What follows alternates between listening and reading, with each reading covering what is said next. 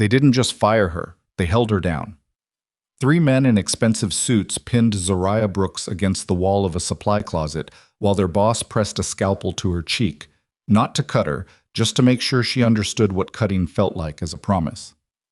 "Sign the records," he said, "or the next patient we falsify will be yours." She spit blood on his Italian shoes. What happened next? They never wanted anyone to see. And for 17 minutes on a rain-soaked street, while hundreds of people walked past a broken woman curled against the curb, nobody stopped. Nobody even slowed down. If that had been you lying there, would anyone have stopped for you? Before we go further, if stories like this shake something inside you, hit that subscribe button right now and ring the notification bell so you never miss what comes next. Drop a like and tell me in the comments, what city or country are you watching from? I want to see how far this story travels. Now let's go back to the night that changed everything. The rain that night wasn't the soft, cinematic kind that makes cities look romantic in movies. It was the kind of rain that meant business. Cold, relentless. The sort that soaks through a coat in 30 seconds flat and makes the asphalt smell like rust and old mistakes. The kind that empties streets fast, because people who have somewhere to be get there, and people who don't, well, they find cover somewhere. Zariah Brooks had nowhere to go. She hadn't planned for this. 3 hours ago, she'd had a job, a purpose, a studio apartment with a leaky faucet she kept meaning to fix, and a collection of houseplants she talked to when the loneliness got too loud. She'd had scrubs hanging on the back of her bathroom door and a nursing license she'd worked 7 years to earn and protect. Now she was lying on the curb of West Callaway Street with 2 cracked ribs, a split lip that wouldn't stop bleeding, and a left wrist that bent at an angle wrists were never supposed to bend. She didn't cry. That surprised her, honestly. She'd always assumed that if something like this ever happened, and you don't work in a city like this one without imagining worst-case scenarios, she would cry. She would scream. She would beg. Instead, she just lay there and listened to the rain. And she thought about the bracelet. It was still on her right wrist somehow. Silver, tarnished, the clasp broken and held together with a piece of electrical tape her grandmother had wrapped around it 12 years ago. "Don't you dare throw that away," her grandmother had said. "That tape is holding more than the clasp together." Zariah had never fully understood what she meant, but she'd kept it. Through nursing school, through night shifts, through the kind of exhaustion that makes you question every choice you've ever made, she'd kept it. She focused on the bracelet now, the cold weight of it against her wrist, something real, something that was still hers. A pair of shoes walked past, close enough that she could see the mud on the heels. The person didn't stop. Then another pair. Sneakers, younger, moving fast under an umbrella. Nothing. A woman in a yellow raincoat slowed, and Zariah felt something lift in her chest, some small animal instinct of hope. And then the woman looked directly at her, made brief, clear eye contact, and kept walking. That was the one that hurt. Not the men who hadn't seen her, the woman who had. It had started, as these things tend to, with a decision that seemed simple at the time. Meridian Private Wellness Group had recruited Zariah 18 months ago with the kind of offer that makes a young black nurse from a working-class neighborhood feel like the universe is finally catching up on what it owed her. A real salary. Benefits. A title that put her in charge of patient intake coordination at their newest outpatient facility. It wasn't glamorous, but it was stable, and stable was something Zariah had been chasing for a long time. The problem started small. They always do. A billing discrepancy here. A patient file that didn't quite match the treatment records. A doctor who asked her to adjust dates on admission forms with the kind of casual authority that assumed she wouldn't ask why. She asked why. The doctor looked at her the way people look at someone who has just, without realizing it, stepped into a conversation they were never supposed to be part of. "Just an administrative correction," he said. "Don't overthink it." She overthought it. Because that's who Zariah was, Suck. Not perfectly, not without fear, but fundamentally incapable of looking at something wrong and pretending it was fine. Her mother used to call it stubbornness. Her grandmother called it character. Either way, it had cost her jobs before, friendships, a relationship with a man she genuinely loved who told her she needed to learn when to let things go. She'd let him go instead. Over the following 6 weeks, she quietly documented everything. Patient names changed in records. Insurance codes altered after procedures. Bills submitted to federal programs for treatments that had never happened. And underneath all of it, a pattern. Specific patients, specific dates, specific surgical procedures that connected back to a network of facilities she'd never heard of. She brought it to her supervisor first. That was her mistake. Her supervisor, it turned out, had known for 2 years. The meeting was in a conference room on the 4th floor. She'd been called in at 7 in the evening, which should have been her first signal. Nobody calls you in at 7 in the evening for a routine conversation.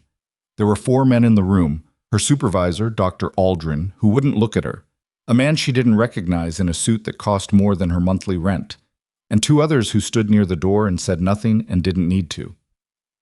The man in the expensive suit introduced himself as Mr. Harlan. He sat down without offering her a seat.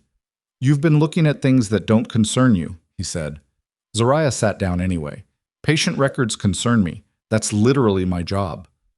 "Your job," he said, very slowly, "is what we tell you it is." She told him exactly what she thought of that.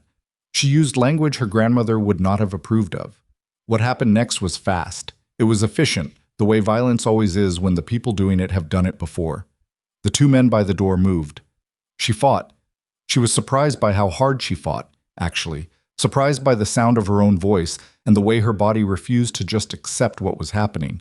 But there were 2 of them, and 1 of her, and eventually the supply closet, and the scalpel held close to her face, and Mr. Harlan's voice saying things she would remember for the rest of her life. "Sign the amendment forms, all 6 of them, and whatever you think you documented, delete it, tonight." "Or what?" He smiled. It didn't reach his eyes. It wasn't meant to. "Or you become a patient in one of our facilities, except you won't be getting treatment." She looked at him for a long moment. Then she said, "I don't have the files here," which was true. She'd already emailed them somewhere safe. "Then you'll tell us where they are." "No," she said. "I won't." That was when Mr. Harlan nodded to the man on her left and stopped being patient about it. She didn't know how she got outside. That part was fragmented, like a dream you try to reconstruct in the morning. Pieces of hallway, a door, cold air hitting her face. She remembered stairs. She remembered the rain. She remembered her knees hitting the sidewalk and deciding that was far enough for now. Her phone was gone. Her bag was gone. Her key card, her ID, her emergency transit card that had $11 on it, all of it, gone. What she had was the clothes on her back, the bracelet on her wrist, and a memory card no bigger than a thumbnail that she had taped to the inside of her left shoe 3 weeks ago, because she had not entirely been sure something like this couldn't happen. She was thorough like that. It wasn't foresight, exactly. It was the kind of low-grade vigilance that Black women develop when the world keeps teaching them that nobody is coming to help, so they'd better help themselves. She tried to stand. Her ribs objected loudly. She made it to the curb, and then she stayed there, in the rain, while the city moved around her like she was furniture, like she was a bag of trash someone had left on the wrong day. 15 minutes passed, maybe 20. Time moved strangely. She started making calculations. There was a hospital 6 blocks east, she knew that. If her wrist was fractured, she needed imaging. If the ribs had shifted, she needed a scan. She needed to move. She just needed to convince her body that moving was possible, which right now it was actively disputing. She was still working on that negotiation when the street changed. She heard the convoy before she saw it. Not a siren. Nothing as obvious as that. Just the particular quality of silence that settles when something powerful moves through a space, the way crowds part, not because they're told to, but because instinct takes over. The sound of multiple engines, slow and deliberate, tires in rain. She didn't look up at first. Her world had narrowed considerably in the last hour, and it was mostly just the bracelet and the sidewalk and the calculation of how many steps to the hospital. Then the engines stopped. All of them, at once, like a single held breath. She looked up. There were 4 SUVs, matte black, the kind of vehicles that communicated very clearly that whoever rode inside them had stopped caring about whether anyone noticed them a long time ago. They'd moved past that. The back door of the second vehicle opened. The man who stepped out was not what movies would have you expect. He wasn't enormous. He wasn't wearing anything ostentatious. He was tall, maybe 6'2", with the kind of build that suggested he had never in his adult life needed someone to move something for him. Dark coat, no umbrella, the rain landing on him as if it had decided that was fine. His face was hard in the specific way that means the hardness was earned over time, not performed. Cassian Draven stood on the sidewalk of West Calloway Street and looked at her. His security detail was already moving. She could see that in her peripheral vision, men stepping out of vehicles, hands moving toward things that had no business being mentioned on a public street. Scanning the area, professional, rapid. Cassian ignored all of it. He walked toward her, not quickly, not dramatically, just steadily, the way a man moves when he has already decided something, and the deciding is finished. He crouched down in front of her, at eye level, which was not what she expected from anyone tonight, let alone him. She'd heard his name. Everyone in this city had heard his name and the things attached to it, the kinds of things spoken in hushed voices in break rooms, the rumors that gathered like weather around certain neighborhoods and certain decisions made by people in power. Cassian Draven was not a man you mentioned casually. He was a name you weighed before saying. "Don't touch me," she said. Her voice came out steadier than she felt. He didn't. He just looked at her. His eyes moved across her face, her wrist, the way she was holding herself. And she recognized the look immediately, actually, because she'd made it herself hundreds of times in intake rooms and emergency bays. He was assessing, cataloging damage. "Who did this?" he said. His voice was quieter than she expected. That bothered her more than if he'd been loud. "I don't need your help," she said. "That's not what I asked." "I'm aware." She shifted, tried to get her legs under her, and the pain made a liar of her independence so completely and humiliatingly that she had to stop and just breathe for a moment. Cassian watched. He didn't reach out. He didn't look away. "Hospital would report it," he said. Not a question. She looked at him. "You work at Meridian," he said. She went very still. "How do you know that?" He didn't answer. His eyes dropped for just a second, and she realized he was looking at the bracelet. Something changed in his face. Not much. Not the kind of change you'd catch if you weren't paying attention. Just a slight shift, deep in the eyes, there and gone so fast she wasn't sure she'd seen it. "I'm going to pick you up," he said. "You can fight me about it once you're out of the rain." "I don't know you." "No," he agreed. "You don't." There was something almost honest about that. The way he didn't pretend she should trust him. The way he didn't try to sell it. He just stated it, straightforwardly, the way you'd state the weather. She looked down the empty street, at the wet sidewalk where 20-some people had walked past her in the last half hour, at the city that had looked directly at her and kept moving. She looked back at him. "If you hurt me," she said very clearly, "I will find a way to make that a problem for you." Something shifted in his expression. It wasn't quite a smile, more like recognition of something he hadn't expected to find. "Fair," he said. And then he lifted her up, carefully, with the deliberate care of someone handling something that mattered, and carried her through the rain to the open door of the second SUV. She was unconscious before the door closed. What she didn't see because she was already gone. Cassian stood in the rain for a moment after settling her inside, his hand still on the doorframe. His second-in-command, Marcus, came up beside him with the quiet efficiency of a man who had spent 15 years reading the silences his boss left behind. "Boss," a careful voice. "You know what this is. I know what it looks like. Meridian's people, they left her here. If they know we picked her up, then they know." Cassian stepped back. "Get Dr. Reeves. Tonight." "Cassian," Marcus said it without the title, which he almost never did. "This is not a simple thing you're doing." Cassian looked at him. Then, quietly, "It's never simple," he said. "That's the point." He got in the car. The convoy moved, and somewhere in the back seat, unconscious and finally out of the rain, Zariah Brooks's hand curled around the tarnished silver bracelet, holding on to something real in a night that had stopped making sense hours ago. The city had seen her lying there and chosen not to act.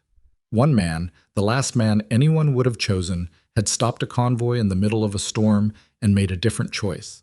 Neither of them understood yet what that choice was going to cost. She woke up angry. Not confused, not disoriented, angry. That was the thing about Zariah Brooks that most people underestimated until it was too late. Her default response to vulnerability was not fear. It was fury. A clean, focused fury that had gotten her through nursing school on a financial aid package that barely covered textbooks, through double shifts that lasted 16 hours, through every moment when the world had implied she was less than she was. She opened her eyes, took stock of the ceiling above her, high, coffered, expensive in an understated way, and immediately tried to sit up. Her ribs explained in considerable detail why that was not going to happen. She made it halfway, stopped, breathed through her nose, took in the room, large, quiet. The kind of quiet that means thick walls and serious money. A window to her left with the curtains drawn, a thin line of light at the edge suggesting early morning, an IV line taped to the back of her right hand. The bracelet, still on her wrist. She checked that first, the way other people might check for their wallet.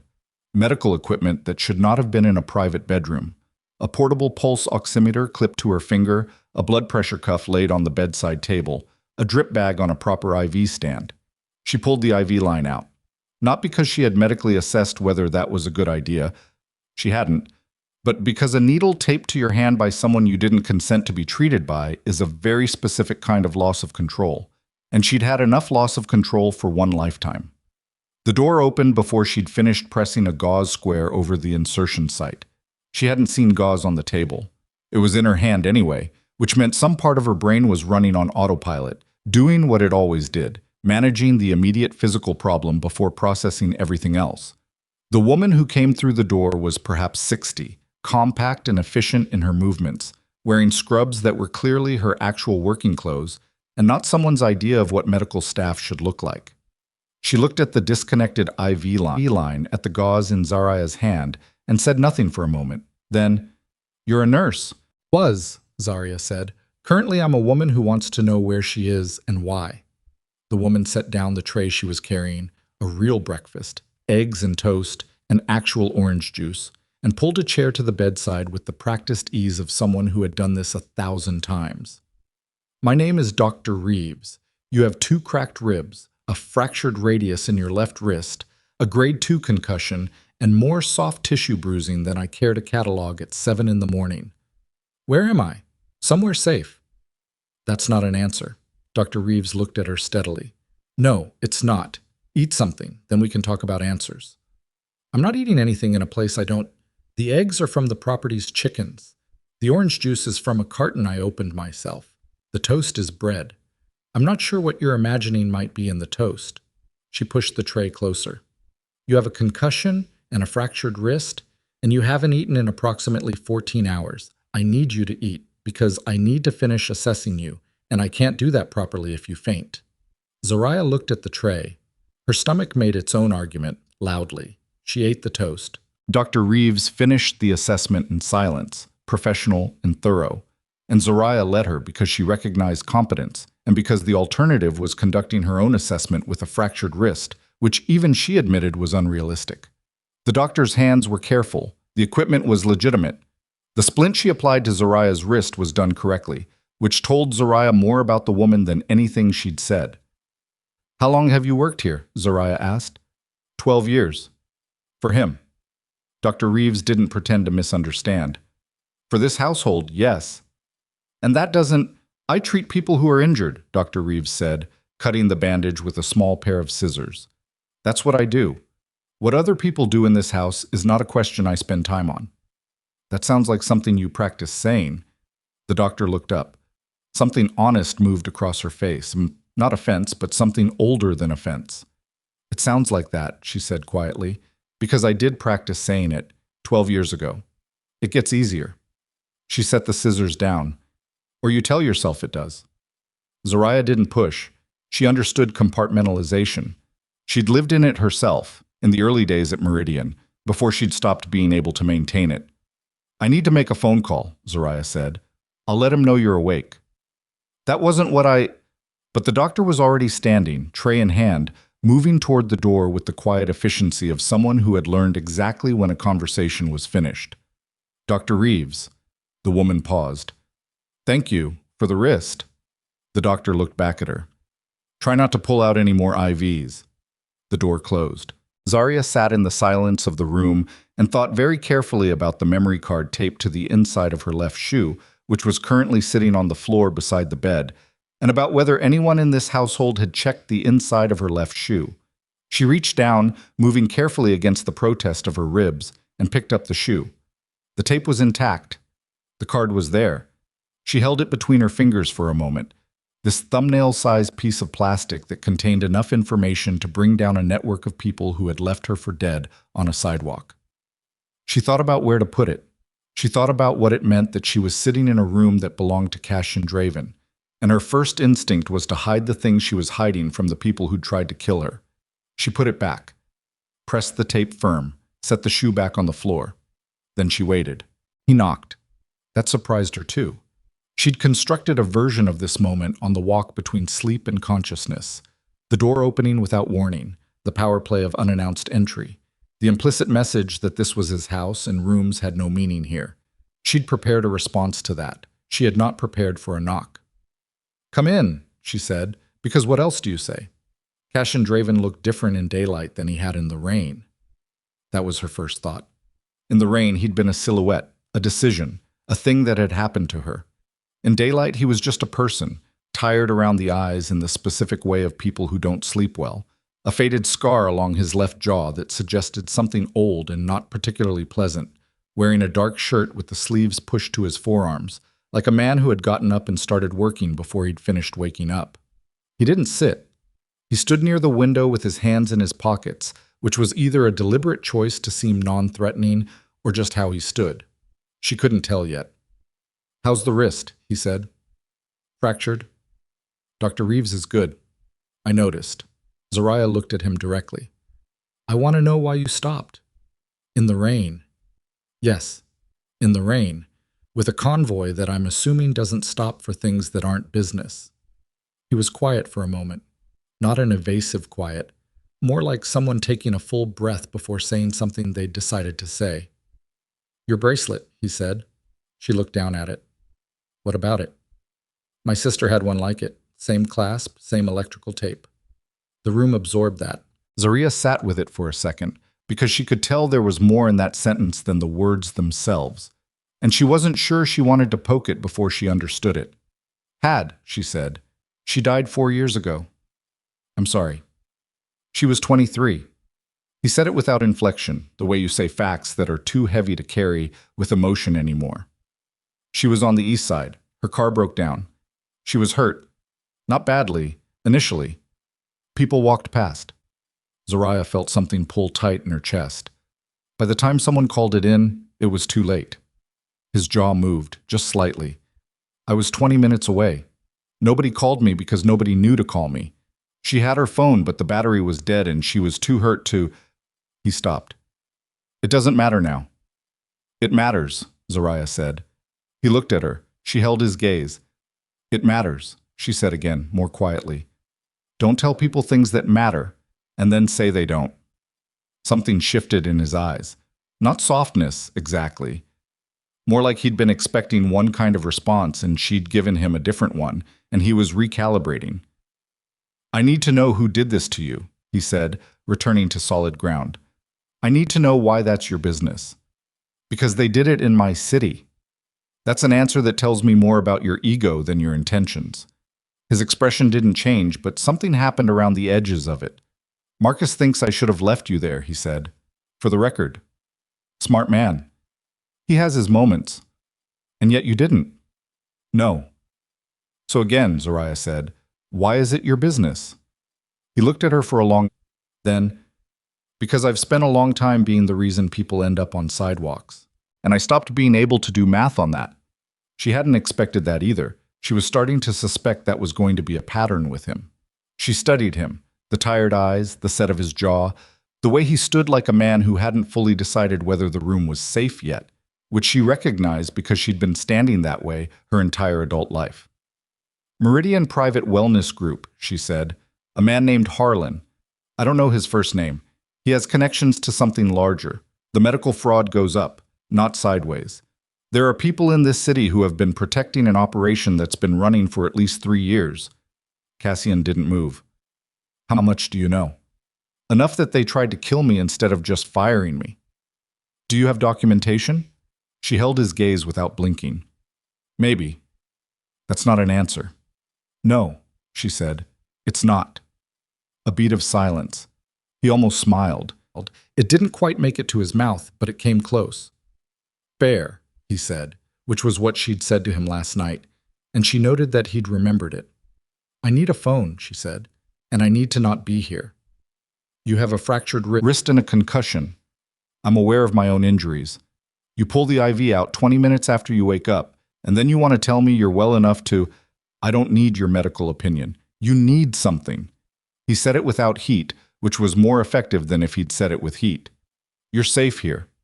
For now, that matters more than where you'd rather be. I don't know if I'm safe here. That's fair too, he said. But you're safer here than anywhere Harlan's people will look for you, and they will look. He said it simply, no drama. Just a statement of logistics, the way you'd note that rain was coming in and the windows needed closing. She appreciated the honesty of it, even while she hated what it meant. I'm not staying indefinitely, she said. Nobody's asking you to. And I'm not… She paused, choosing words. I'm not your project, or your obligation, or whatever this is to you. He looked at her steadily. Noted. Good. The door opened without a knock. Marcus was a compact man, perhaps 45, with a face that had been interesting before something had rearranged it and was now merely efficient. He had the kind of stillness that came from having learned to assess situations extremely fast, and right now he was assessing the room and looking, Zariah thought, like a man who had lost an argument before he'd even started it. He looked at Cassian. We need to talk. I'm in the middle of… Now. Cassian looked at Zariah. Excuse me. Don't do that on my account, she said. I was listening anyway. Marcus's attention sharpened on her. You're the nurse. Zariah Brooks. I know your name. Not friendly, not unfriendly, just factual, which was somehow worse. We need the room. It's my room, Zariah said. Apparently. It's his house. Marcus, Cassian said. No, it's fine, Zariah said, because it wasn't fine, but she was too tired to perform conflict right now. She lay back against the pillows, which was a strategic retreat she immediately resented. I'll be right here, with my fractured wrist. Marcus moved to the far end of the room, near the window, and dropped his voice. Zariah was a woman who had worked in hospitals for 7 years. She could hear a conversation 3 curtains down at 40 decibels. She kept her eyes on the ceiling and listened. Donovan's people are asking questions. About what? About a nurse who disappeared from Meridian's payroll last night and who hasn't been found in a ditch somewhere, which they expected her to be. How close are they? Close enough that they asked about convoy routing on West Callaway. Someone saw us stop. Who's Donovan? Zarya said from the bed. Both men looked at her. She met their eyes calmly. You said you were listening, Marcus said, flat. I did say that.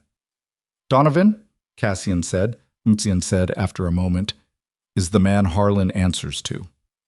And who does Donovan answer to? People you haven't heard of. People nobody's heard of, which is exactly how they want it. And these are people you have… She searched for diplomatic language and didn't find any. A professional relationship with? Marcus made a sound in his throat that might have been a short laugh in a different context. Had, Cassian said. Past tense. Since last night? Since last night. Zariah looked at him. That's a very fast past tense. It's been coming, he said, which told her more than the words did. Marcus turned back to Cassian with the deliberate movement of a man recentering a conversation that had escaped him. This is not a problem we can manage quietly. If Donovan thinks we have her, they need to think we don't. How? Someone saw the convoy. Then we give them something else to see. Cassian's voice dropped to something almost conversational, but under it was the tone of a man making decisions that had consequences, and he knew it, and he was making them anyway. Run the standard deflection. Rios knows the protocol. Rios isn't the problem. The problem is… Marcus stopped. He looked at Zariah again, then back at Cassian. Can we continue this somewhere that isn't… She already knows enough to be dangerous, Cassian said, and she's got more sense than to do anything with it right now. You don't know that. No, Cassian said, but I'm making a judgment call.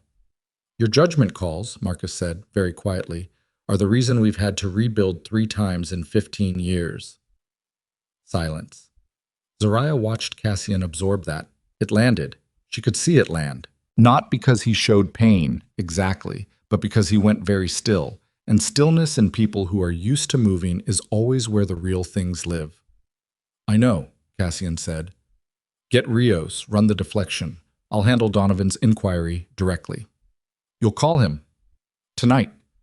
Marcus stared at him for one long second, then nodded, once, sharp, and left the room without another word. Cassian stood at the window, not looking out. The curtains were still drawn, just standing there facing the fabric, which Zariah somehow understood was not about the curtains. How much trouble am I? She asked. He turned around. Considerable. I can leave. You can't walk. I can manage. Ms. Brooks. He said her name with a precision that stopped her. You have people who want to find you. If you leave this house, they will. That's not a threat. It's geography. You have nowhere else to go that they haven't already thought of. Your apartment, your friends, any hospital in the city. She knew he was right. She hated that she knew it. So what does this look like? She said. I stay here and then what? Then we figure out what you have and what it means and what to do with it. We. You have a problem. I have resources. That's a temporary alignment of interests. That's a very clean way to say it. Would you prefer I said it differently? I'd prefer the version that includes what you get out of it. He was quiet. Then, Donovan's operation has been using infrastructure that overlaps with mine. That means I've been, whether I chose it or not, providing cover for what happened to you, and other people like you. His jaw moved. I don't love that. That's not... I know it's not enough, he said. The words were slow, like they were being pulled from somewhere that didn't give things up easily. I'm not asking you to be satisfied with it. I'm asking you to let me fix it. The room was quiet for a moment. The documentation I have, Zariah said finally, implicates people who are very, very well protected. I know. Federal level. I assumed. And you still want to set... I said fix it, he said, not manage it. 3 days passed, not quietly. The household moved around Zariah with the particular awkward choreography of a place that didn't know what to do with her presence. Staff who'd spent years cultivating a certain blank efficiency found themselves holding doors slightly longer than necessary, making slightly more eye contact. Zariah noticed. She always noticed these things. It was occupational, the reading of body language in spaces where people were performing rather than living. She was up and moving by the second day despite Dr. Reeves's recommendation of continued rest, which she acknowledged as medically sound, and then respectfully declined to follow. She was careful. No stairs without holding the railing, no lifting with the fractured wrist, no quick movements that ambushed her ribs. But she needed to know the space she was in. Old habit, old necessity. The estate was large in the way that old money tried not to be obvious about, which meant it succeeded at not being obvious, but not at not being large. She found the kitchen at 6 in the morning on day 2, when she couldn't sleep, and encountered a young man named Tomas, who was apparently responsible for the household's food, and who reacted to finding her there with the specific panic of someone who had been told a guest was in the house, but had not been given parameters for the guest. I can get you something. I'm getting it myself, she said. Where's the bread? Tomas pointed. She made toast. He watched her with the expression of someone waiting for a situation to resolve itself. Relax, she said. I'm not going to report you for existing. I know, he said, then quickly. Do you want butter? Do you have it? Yes. Then yes. He got the butter. They stood at the kitchen counter in a silence that became, over the course of 10 minutes, slightly less uncomfortable. Zariah ate her toast. Tomas reorganized things that didn't need reorganizing.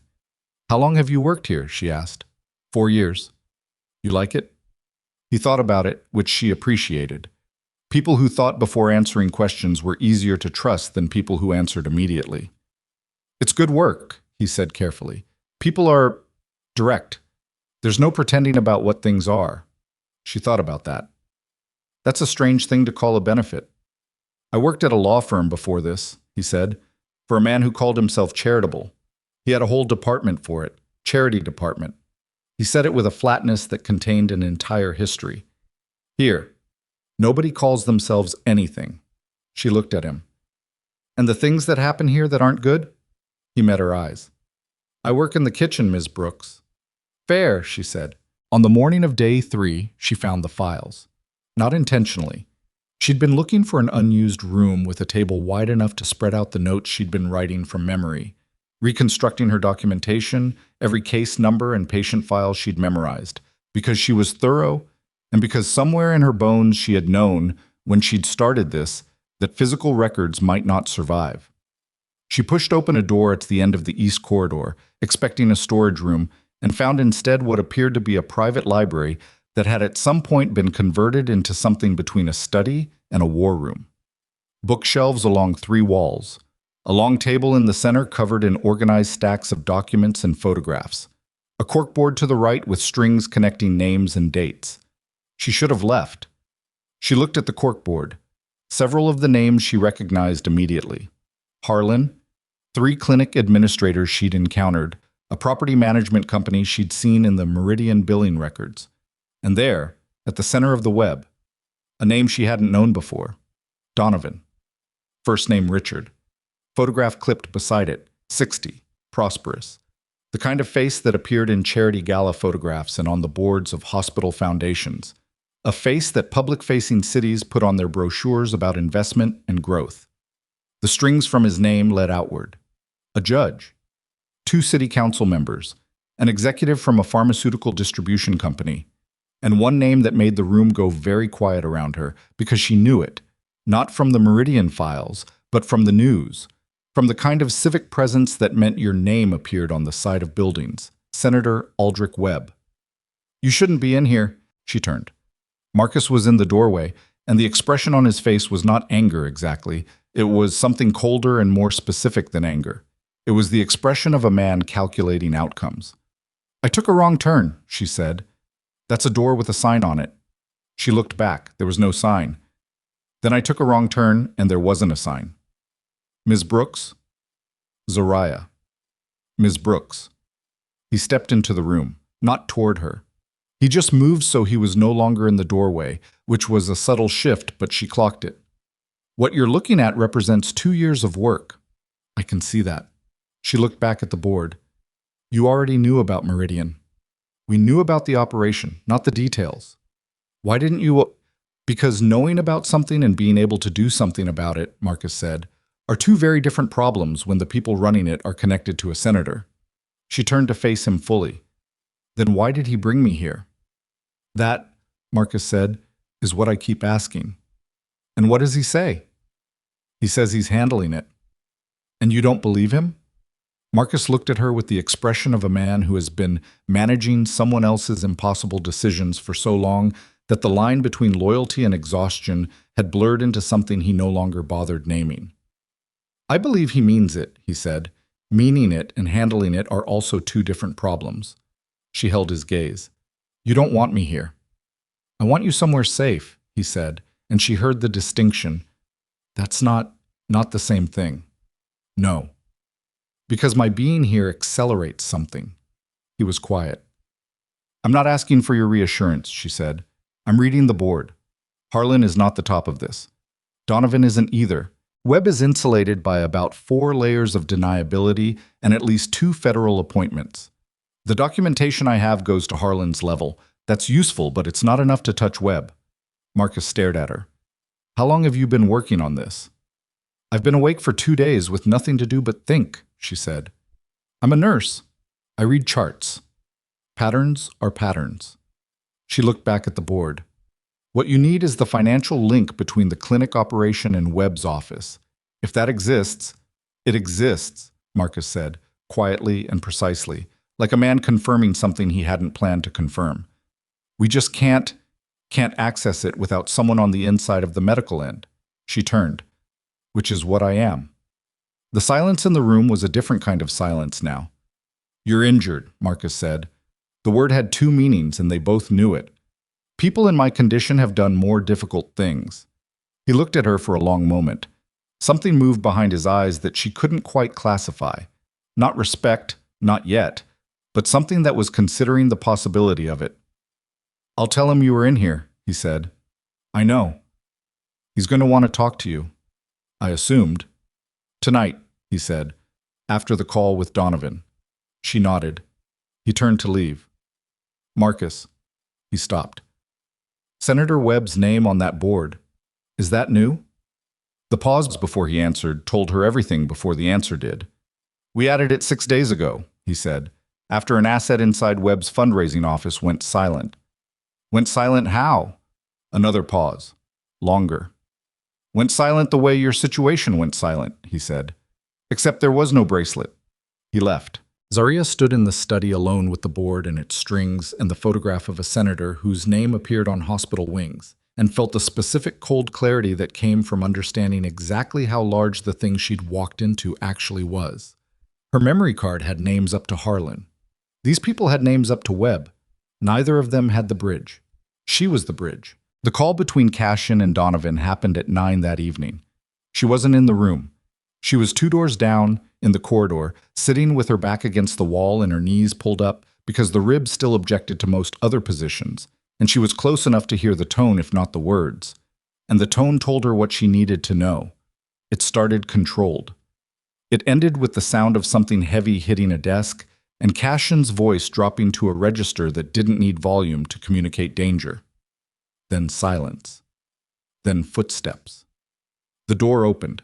Cassian stepped into the corridor and nearly walked into her, which she could tell from the slight hesitation in his body was genuinely unexpected. He looked down at her sitting on the floor with the expression of a man recalibrating. Eavesdropping, he said. Waiting, she said. How'd it go? He said nothing. That bad? He looked down the corridor. His jaw was tight. His hands, she noticed, were very still. The stillness of a person who has been gripping something and made a deliberate choice to stop. Donovan knows you're here, he said. He's not certain, but he has enough to make an assumption. And? He gave me 48 hours to resolve it. Resolve it meaning produce evidence that I don't have you, or produce you. He said it flatly. Those were the options he presented. And the third option. He said there wasn't one. There's always a third option. He looked at her. The third option ends relationships that have held for 12 years and starts a war with people who have more lawyers than I have. He paused. Let's say more lawyers than I have resources. But you're considering it. He was quiet for a moment. I already started considering it when I picked you up, he said. I think I knew that. She looked up at him from the floor. Then you already made your decision. Knowing and committing are different. Are they? The corridor was quiet. Somewhere in the house, a clock ticked. The heating moved through old pipes and made the sounds old pipes make. Marcus told me about the study, he said. I assumed. He said you mapped the web connection in under 2 days from memory. Patterns are patterns. The financial bridge, I know what you need, she said. And I know I'm the only one who can get it. Because the records I documented include billing codes that correspond to a dummy pharmaceutical company that I'm willing to bet is registered to a shell that connects to Webb's pack. He stared at her. I had a lot of time to think about it, she said. 2 days, fractured wrist, not much else to do. If you're right, if I'm right, then what I have and what you have together is enough to hand to federal investigators and walk away with something resembling justice. She paused. Assuming the federal investigators aren't also on the board. 2 of them aren't, he said. I verified that. Recently? Yesterday. Okay. She let out a slow breath. Then we have 48 hours and 2 data sets and a senator who doesn't know we've connected the dots. Cassian crouched down, which was what he'd done on the street, and she realized that was just how he communicated with people who were lower than him. He came down to them rather than talking at the top of their heads, and she didn't know what to do with that information, so she set it aside. If I do this, he said, there's no version of it where I stay what I am. You understand that. You're asking me if I feel bad about that. I'm telling you what the cost is. She looked at him directly. I didn't ask you to stop the convoy, she said. I didn't ask you to bring me here. I didn't ask you to pick a fight with people who apparently have 12 years of history with you. She held his gaze. You did all of that. I'm just sitting here with a fractured wrist telling you what I know. The cost is yours. The decision is yours. He stayed crouched, looking at her with an expression that had too many things in it to name. Your grandmother, he said. The bracelet. What about her? She's still alive? She died 3 years ago. He absorbed that. Did she know what you were? Zariah frowned. What I was? The kind of person who tapes a memory card inside their shoe before walking into a meeting that could get them killed. She was quiet for a moment, then she called it stubbornness. Smart woman. The smartest I ever knew. He stood, extended a hand, not to help her up, she realized, but because he was offering it, just offering, letting her choose. She took it, got to her feet. Her ribs registered their familiar complaint. 48 hours, she said. 48 hours, he said. Then what? He looked down the corridor toward the study, where the board with its strings waited in the dark, where 2 years of careful work and one fractured nurse's memory were about to become the same weapon. Then there's no road back, he said, for either of us. She'd known that already.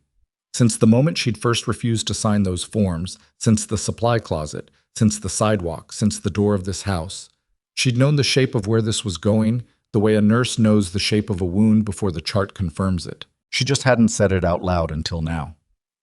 Good, she said. I stopped wanting a road back a long time ago. And in 48 hours, Richard Donovan would receive his answer, and Cassian Draven would burn every bridge he had built over 12 years in a single night, not because he had no other choice, but because when he finally looked clearly at all his choices, it was the only one he could make and still be a person who could. The 48 hours started at 9:17 in the evening. Zariah knew because she looked at the clock on the wall of the study when Cassian walked back in after the call, and she made a note of it the way she made notes of everything. Not on paper, because paper could be taken, but in the part of her brain that had gotten very good at holding things that mattered. 9:17. Tuesday. The clock had a small crack in the upper right corner of its face, the kind of crack that happens when something has been thrown near it but not at it. And she noted that too because she noted everything. Cassian spread the financial documents across the long table and they worked. Not together at first. Side by side was more accurate. Two people who happened to be occupying the same problem from different angles, like surgeons on opposite sides of a table who haven't decided yet whether they trust each other's hands. He knew the organizational architecture of Donovan's network.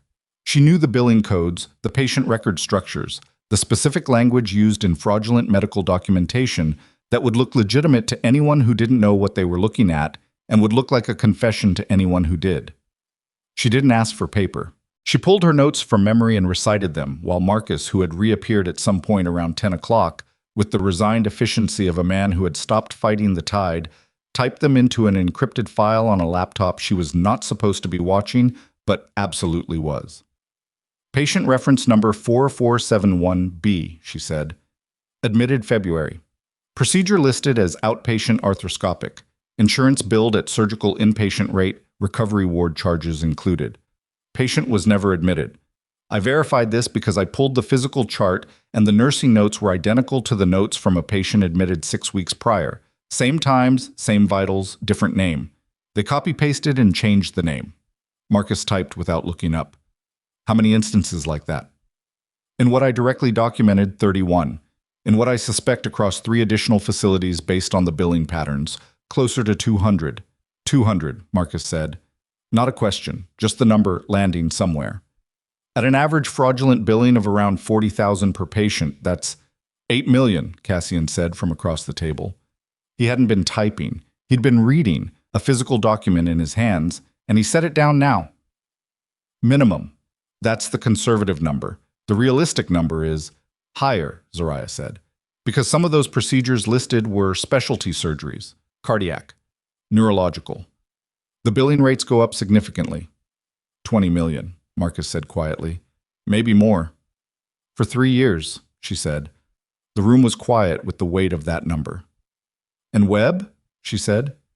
Where does Webb sit in $20 million over 3 years? Cassian turned a page. Here. He slid a document across the table toward her. She reached for it with her right hand, the good one, and read.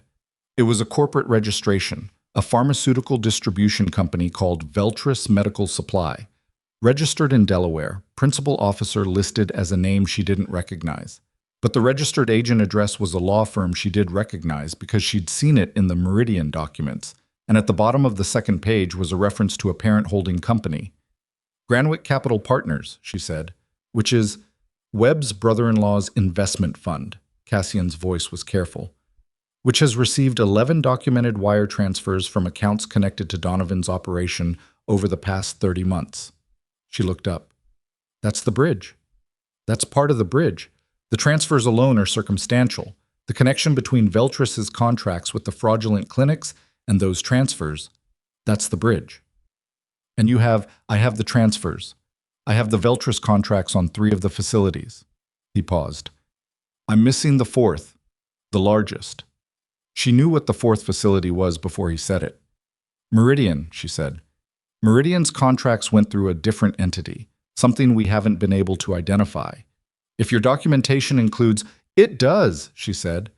There's a vendor code in the billing system. I noticed it because it showed up on the same billing cycles as the fraudulent procedures, every time, without exception. I assumed it was a supply vendor. I noted the code. You noted the code, Marcus said, with the tone of someone checking whether they'd heard that correctly. I told you, I documented everything. She looked at Cassian. The code was V44-RT. It appeared on invoices categorized under administrative services. No further description. Cassian and Marcus exchanged a look. V44-RT, Marcus said slowly. That's... He stopped. Turned to the laptop. His fingers moved fast. That's a vendor code registered to a company called Radiant Tier Consulting. And Radiant Tier Consulting is a shell. Marcus's voice had gone flat in a way that meant he was controlling something. Registered 18 months ago. Single listed director. He paused. A man named Thomas Vale. Cassian had gone very still. Zariah watched him. She watched the stillness and what was underneath it. You know that name, she said. He didn't answer immediately. He picked up the document in front of him and put it down again, which was a motion that had nothing to do with the document. Cassian, Marcus said. His voice had changed too. It was quieter, more careful, the way voices get when they're about to handle something that could cut. Thomas Vale, Cassian said worked for me 3 years ago. The sentence sat in the room like an object. Zariah didn't move. She was very good at not moving when the situation required it. Worked for you how? She said. Financial operations, moving money, structuring transactions. His jaw was tight. He left. I thought he left. He said he was going legitimate, that he had a brother in Portland, a business opportunity, the usual story. And instead, Marcus said, with the controlled precision of a man who was also, underneath that control, absolutely furious, he went to work for Donovan. Using what he knew, Zariah said slowly, about how you moved money, about how shell companies work, about the exact structure that someone would use to... She stopped. He built Radiant Tier using your methods. My methods, Cassian said. My contacts, probably. My template. Which means if anyone ever looks at Radiant Tier and the structure it's built on, Cassian said, very quietly, the fingerprints look like mine. The clock with the cracked face ticked. Zariah understood now why the room had gone cold. This wasn't just a corrupt medical operation connected to a senator. This was a setup, not necessarily intentional from the beginning, maybe not designed with Cassian specifically in mind, but a setup nonetheless. An operation built using the skeleton of his methods, his structures, his former employee, in a way that created a direct line of apparent culpability between the fraud and him. If this went to federal investigators, even the 2 Marcus had verified, the first thing the investigation would find was Cassian Draven's shadow on every transaction. Donovan knew, she said. Donovan knew something when he gave me 48 hours, Cassian said. I don't think he knew I'd found Vale's name, but he knew the structure would implicate me if I pushed. So his play is that I have 2 options. Stay quiet, and the operation continues, and he owns me by association. Or I push, and I take the fall for a $20 million medical fraud scheme that a senator is connected to, and everyone walks except me. Except me, Zariah said, because if this goes wrong, I'm the witness who disappears. Cassian looked at her. Yes. Marcus closed the laptop with a precise click that in the silence of the room sounded like a door shutting. We need to... His phone rang. He looked at it.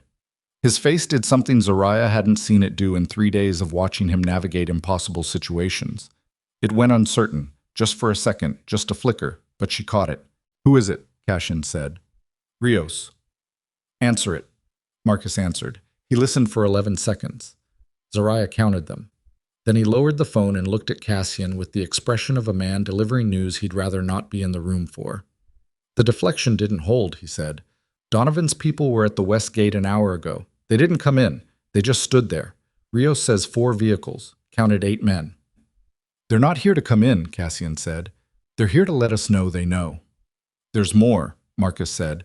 "Rios got a name from his contact inside Donovan's security. The man Donovan is sending to manage this, when the 48 hours run out." "Who?" "Kellen Marsh." Something moved through Cassian's body that wasn't quite visible but was absolutely felt. A shift in the air around him, a tightening that was deeper than muscle. Zariah didn't know the name, but she knew the reaction. "Tell me who that is," she said. Neither man answered immediately. Then Marcus. "He's a cleaner, specialist. He doesn't negotiate and he doesn't leave—" He paused. "Loose ends." "He's sent Marsh before?" she asked, looking at Cassian. "He sent Marsh once before," Cassian said. 7 years ago. To deal with a problem that involved a federal informant and 3 witnesses. "And the witnesses?" "2 of them," Marcus said quietly, "were found. 1 wasn't. The found ones, she understood from his tone, were not found in good condition. So we have, she recalculated, less than 48 hours. Because if Marsh is already briefed, he's not waiting for the deadline. He's preparing." 40 hours, Cassian said, "at the outside." "Then we move tonight," she said. Both men looked at her. "You have a fractured wrist," Marcus said. "You keep saying that like it's changed my situation in some way I've missed. You can't—" "I'm not going to be kicking down doors," she said. "What I'm going to do is tell you exactly where in the Meridian system the Radiant tier contracts are filed, what access level they require, and what additional documentation connects the billing codes to the Senator's brother-in-law's fund. Because I had a moment of profound clarity earlier this evening, and I realized I remember more than I thought I did." Marcus stared at her. "You said you had documentation on Harlan's level." "I do. I also, it turns out, had documentation on the level above Harlan, which I didn't fully understand at the time because I didn't know what Radiant tier was. Now I do." She looked at Cassian. "I need access to a secure line, and I need the contact information for your 2 verified federal investigators." "Why?" "Because we can't hand this to them digitally and hope it arrives intact. We need a person in a room, a physical handoff, documents and testimony together." She met his eyes. "And I need you to not be in that room when it happens." The silence that followed was a specific kind of silence. "Explain," Cassian said. "If you're in the room when I hand this over, the first thing those investigators see is Cassian Draven handing them evidence against a criminal operation that structurally implicates Cassian Draven. That's not evidence. That's a negotiation, and they'll treat it like one." She kept her voice even. "But if I hand it over alone, a nurse, a witness, a woman they left on a sidewalk, and the documentation speaks for itself, and you are demonstrably not in that room, then the investigators have to take it at face value." "You'd be alone," he said. "I'm aware. Marsh's people would be expecting me to move with you, not without you." She paused. "It's the one play they won't be prepared for." Another silence. Different quality. "She's not wrong," Marcus said. He sounded like he resented saying it. Cassian looked at her for a long moment. Too long. She held his gaze and didn't fill the silence with anything, because she'd learned early that silence was a test, and the people who couldn't sit in it were the people who hadn't thought things through. "No," he said. She blinked. "No. I'm not sending you out alone. No. It's not You're in my house," he said. "That makes it my call." "I'm not your asset," she said, "or your sister, or your penance for whatever you've been carrying around for 4 years. I'm a person making a tactical decision." "I know what you are," he said, and his voice had an edge to it she hadn't heard before, something raw underneath the controlled surface. "And I know what Kellen Marsh is. And I know what happens to people who move alone when Marsh is in play. I watched it happen." "When was the last time you watched it happen?" 7 years ago. "And the woman?" He stopped. The woman who wasn't found, she said. 7 years ago. Who was she? The clock ticked. The pipes moved. A contact, he said. Someone I was supposed to protect. And you didn't. I made the same call you're making. I thought it was tactical. I thought the math worked. She understood now. She understood the weight behind the 48 hours and the stillness in his hands and the way he'd crouched down on the sidewalk to her level. I'm not her, she said. Carefully. Not unkindly. I know that. This is a different situation. I know that too. Then, Zariah. He said her name for the first time without a formality around it, and it stopped her. Let me think. She let him think. He stood at the window again, facing the curtains. His hands were in his pockets. The set of his shoulders was different than it had been in the beginning of the evening.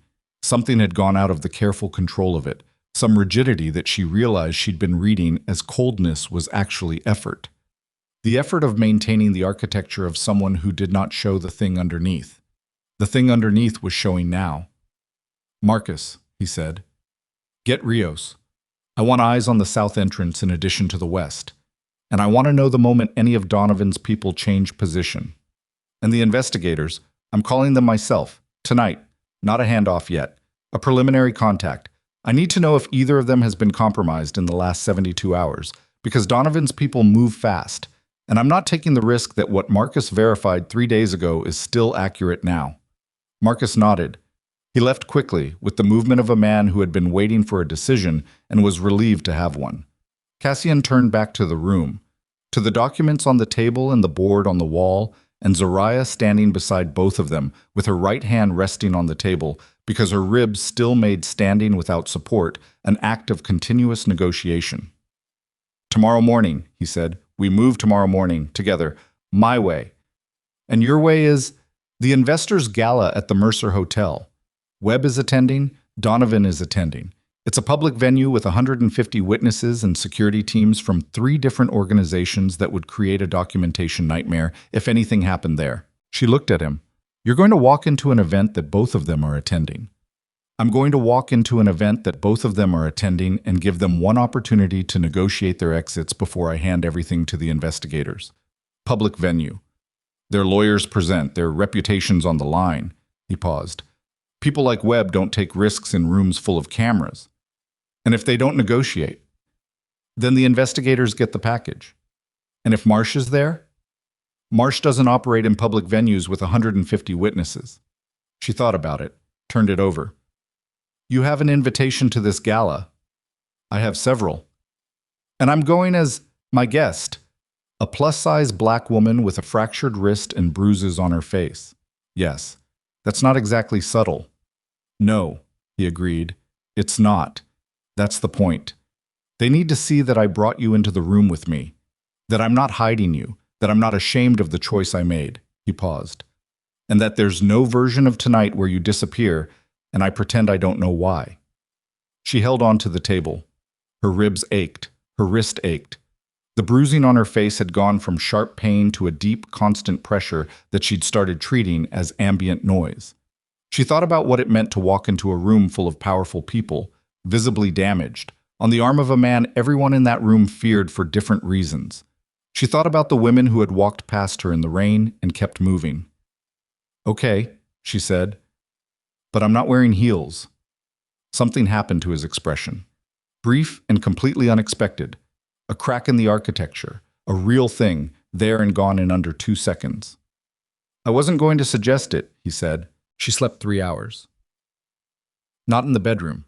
She'd moved back to the study, which Dr. Reeves had found deeply objectionable and said so at length, and Zariah had listened to all of it and then arranged herself in the large chair near the board with a blanket from the settee and a pillow that smelled faintly of old wood and said, "The bed is yours if you want it." Dr. Reeves had stood in the doorway with an expression that was trying very hard to be clinical and failing. Your oxygen saturation is 96. I checked. Your ribs are cracked, not punctured. I know what a punctured rib feels like. I've treated 3. Zariah. The doctor's voice had dropped. I need you to understand that what you're planning. She stopped. I'm not supposed to know what you're planning. Then you don't. Thin walls, the doctor said simply. 12 years. Zariah looked at her. Go to bed, Dr. Reeves. I was a surgeon, the doctor said abruptly. Not defensively. Just a statement, like she needed Zariah to understand the context. Cardiothoracic, 17 years. I was the kind of surgeon who got called in on cases other surgeons sent home. What happened? A pause. I reported a colleague for negligence. Patient died on a table that shouldn't have had a patient on it. She looked at the wall. I was correct. The review board agreed I was correct. I still lost my hospital privileges within 8 months. Interesting how those things happen. And then you came here? And then I came here. Because Cassian Draven was apparently the only person in this city who understood that a brilliant surgeon with no privileges and no hospital was still a brilliant surgeon, and that people in his line of work had occasional need of one. She looked back at Zariah. I am not the same as what he does. I know you're not. But I'm also not nothing. I know that too, Zariah said. I didn't say you were. Dr. Reeves was quiet for a moment. Then she moved the small monitoring equipment to the table beside the chair, close enough that Zariah could use it without reaching, and checked the splint on the wrist one more time and didn't say anything else. She left. Zariah sat in the dark with the board in front of her and the strings connecting names to names to names, and she thought about thin walls in 12 years and the particular shape that survival takes when the system you trusted turns on you. She was asleep before she finished the thought. At 2:47 in the morning, the alarm went off. Not a household alarm, something specific, interior. A sound she'd been told meant the security perimeter had been breached rather than triggered from outside. 2 sharp tones, then silence, then 2 more. She was upright before she'd fully processed hearing it, which was pure adrenaline and years of night shifts and the body's own intelligence. The door to the study opened. It was one of the security staff, a man named Denny, who she'd clocked on day 1 as the calmest person in the house, which usually meant either genuinely steady nerves or a medicated flatness, and in his case she'd decided it was genuinely steady nerves. Ms. Brooks. His voice matched his face. We need you to move to the interior room, now. What happened? Someone accessed the East Wing server room. She stood. From outside? From inside, he said. The access card used was registered to Tomas. She stopped. The cook. Yes. Is Tomas? He's in the kitchen. He's been in the kitchen all evening. He did not access the server room. Denny's voice remained absolutely level. His card did. Someone had taken Tomas's access card. Someone inside the house. The encrypted file Marcus was building. We don't know yet what was accessed. Where's Cassian? With Marcus. Please come with me. She followed him barefoot, the bracelet cold against her wrist, through the corridor and down the secondary staircase to the interior room she'd been shown on her first full day, a windowless space near the center of the house's ground floor that had been described to her as precautionary. She'd thought at the time that the word precautionary was doing a lot of work. She understood it better now. Cassian was already there. Marcus was on the phone. 2 security people she didn't know by name were at a monitor set up against the far wall, pulling footage. Cassian looked at her when she came in. Just looked, assessing, the same look as the first night. You're all right, he said. Not a question. Someone accessed your server room with Tomas's card, she said. I know.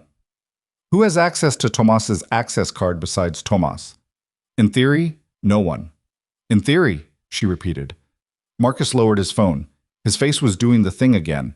The flicker of uncertainty, controlled fast but not fast enough. The footage from the East Corridor, he said to the 2 men at the monitor. Pull it. The footage came up. Camera angle, timestamp. The long perspective of an interior corridor in the small hours of the morning. The figure on the screen was partially turned away from the camera, which was deliberate. But the build was visible. The walk was visible. And when the figure paused at the server room door and the light from the panel caught the edge of their face, Marcus made a sound, very short, almost nothing. It was enough. Who is that? Zariah said. Nobody answered. Tell me who that is, she said. Cassian walked to the monitor. He stood in front of it for a moment that stretched. Then he said very quietly, That's Rios. Rios. who Marcus had called to run the deflection, who had been the one to bring them the warning about Donovan's vehicles at the west gate, who had provided the name Kellen Marsh, who had been, throughout the last 3 days, the household's external eyes. "How long?" Cassian said. "Not to anyone specific." "I don't know," Marcus said. "I don't know how long. Does he know we've seen the footage?" "If he's smart, he's smart," Cassian said. Flat, no question in it. "Then he's already—" Marcus's phone rang. He looked at it. He said nothing for a full second. Then he showed it to Cassian. The caller ID was Rios. "Speaker," Cassian said. Marcus answered. "Put it on speaker." The room went very still. "I need you to listen," Rios said. His voice was, and this was the part that made something cold run through Zariah's chest. Not panicked, not aggressive, not guilty. It was tired.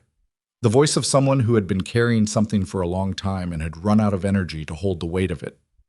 "What I did tonight, I need you to know it wasn't about—" "What did you take?" Cassian said. A breath. "The Veltris documents, the web connection, everything," Marcus said softly.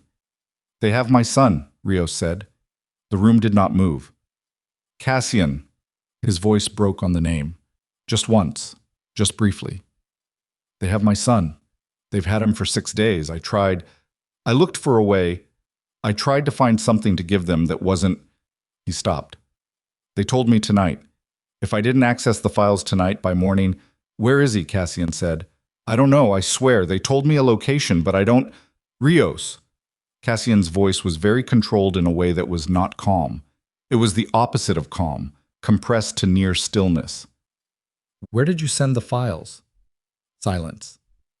"I didn't send them," Rios said. "I copied them. The copy is on a drive. I still have the drive. And Donovan doesn't have it yet." "No." "Why not?" Another breath, longer. "Because I needed to know if you'd help me first." Marcus closed his eyes briefly, opened them.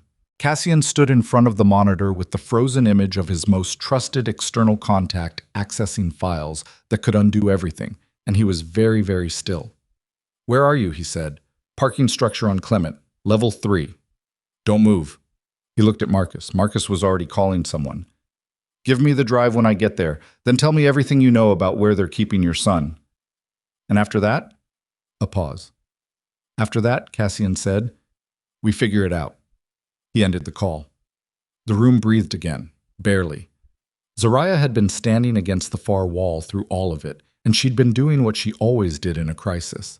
Watching, assessing, cataloging, and what she'd cataloged in the last 4 minutes was this. The encrypted file was compromised. The timeline was broken. The Gala plan was now running on documentation that Donovan's people might already know existed. And the man she had built the last 72 hours of her survival around had just had the architecture of his entire household split open from the inside. She looked at Cassian. He looked at her. "The plan," she said. "Changes," he said. "How much?" He looked at the monitor, at the empty corridor, at the timestamp frozen on the screen. "Enough," he said. "Everything that depended on the element of surprise is gone. Donovan knows we have the web connection. He may not have the specific documentation, but he knows the shape of it now, which means the Gala isn't a negotiation anymore." "Then what is it?" He was quiet for a moment, then, "A confrontation. Those end differently than negotiations." "Yes," he said, "they do." "And you're still going." He picked up his jacket from the chair, put it on. The movement was deliberate and unhurried, and she understood that the unhurriedness was a choice, the choice of a man who had accepted what was coming and decided that panic was not going to be part of his response to it. "I'm still going," he said. "Are you?" She looked at him, at the fractured wrist in its splint, at the room around them, at the board on the wall in the study above them, with its strings and names and the photograph of a senator who appeared on the sides of hospital buildings. She thought about the woman in the yellow raincoat who had looked at her and kept walking. She thought about what it would mean to be the kind of person who, when things got hard enough, still didn't keep walking. "Get me shoes with flat soles," she said, "and something with pockets. I'm not going into a room like that without pockets." He nodded once. Then he walked to the door and stopped, and she thought he was going to say something meaningful, something that named what they were doing and what it would cost, and the particular kind of recklessness it required. Instead, he said, "Thomas makes good coffee. You should eat something before we go." And he left. Zaria stood in the interior room with the monitors and the frozen footage and the full weight of a plan that had just been broken and rebuilt in the span of 20 minutes. And she understood in her bones that whatever came next was going to require her to become something she had never quite been before. Not just a woman who refused to sign fraudulent forms, not just a witness with a memory card taped inside her shoe, but something harder and more exposed. The kind of person who walks into a room full of armed hostility carrying nothing but the truth and the absolute refusal to be Tomas made the coffee strong.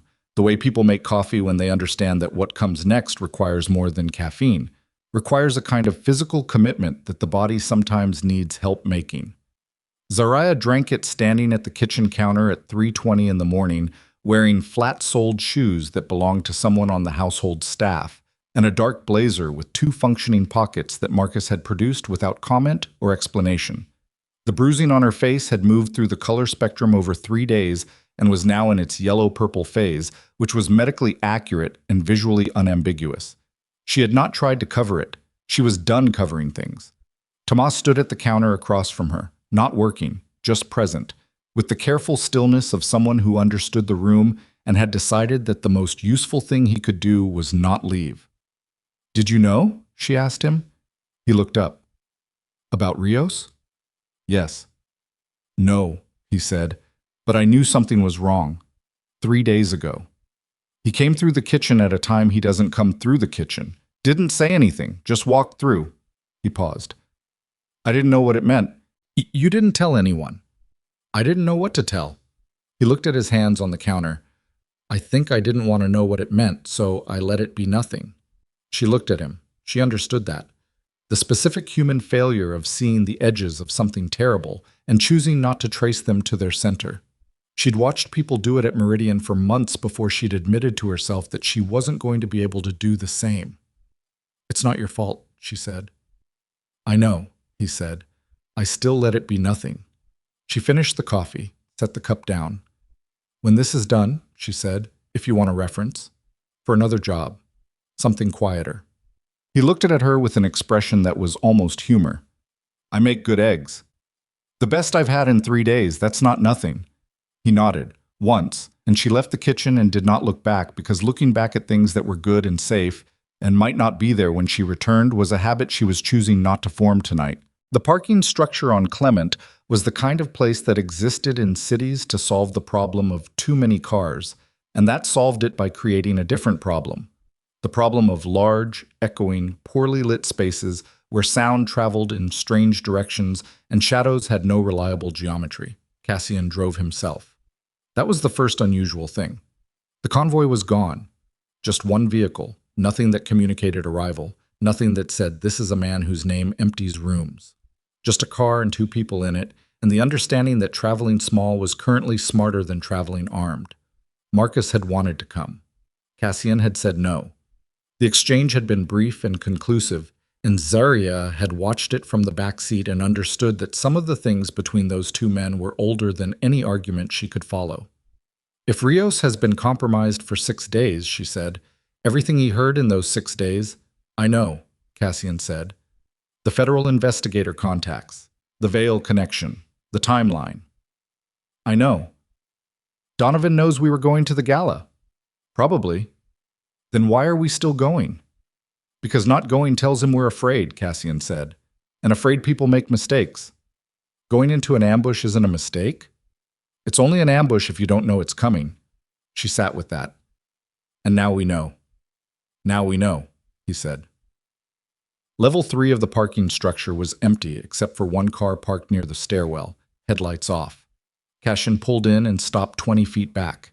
He sat for a moment just reading the space, exits, shadows, the specific geometry of it. And she realized she was doing the same thing, which told her something about what 3 days in this house had done to her orientation. "Stay close," he said. "I wasn't planning otherwise." They got out. The structure smelled of concrete and old oil, and the particular cold that accumulates in spaces that don't see sunlight. Their footsteps were the loudest thing. Rios was standing beside the car. He looked like a man who had aged 10 years in 6 days, which was what terror sustained over time actually did to a face. Not dramatic, not cinematic, just a grinding down of something that had previously held shape. I was 51 years old, and he looked 65, and he was holding a USB drive between his thumb and index finger, like he wasn't sure whether to offer it or keep it as his last piece of leverage. He looked at Cassian first, then at Zariah. Something moved through his face when he looked at her. Not guilt exactly. Recognition, maybe. The look of someone seeing the concrete result of an operation they'd been adjacent to. "You're the nurse," he said. "Zaria Brooks," she said. "I'm sorry," he said. To her specifically. "What they did to you." "Tell me about your son," she said, because she was a woman who knew that apologies without information were the least useful currency available. He swallowed. "Marco. 23. He was taken from his apartment 6 days ago. They left a phone. They call once a day." His voice was doing the thing that voices did when they were being held together by will alone and the will was running short. "He's alive. They've let me hear him twice. He doesn't—" He stopped. Tried again.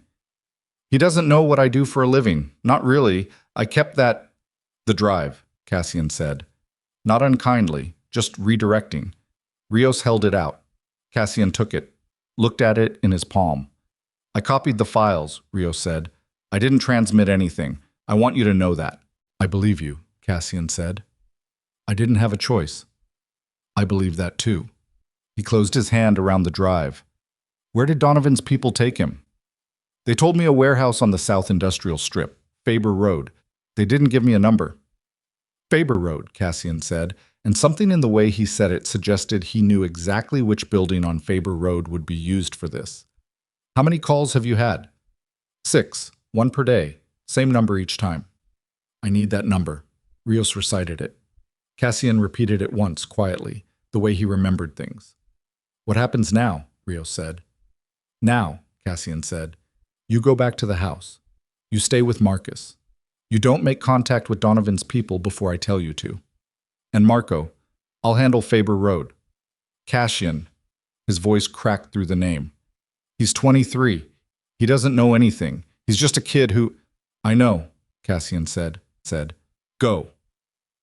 Rios looked at him for a moment with an expression that contained everything.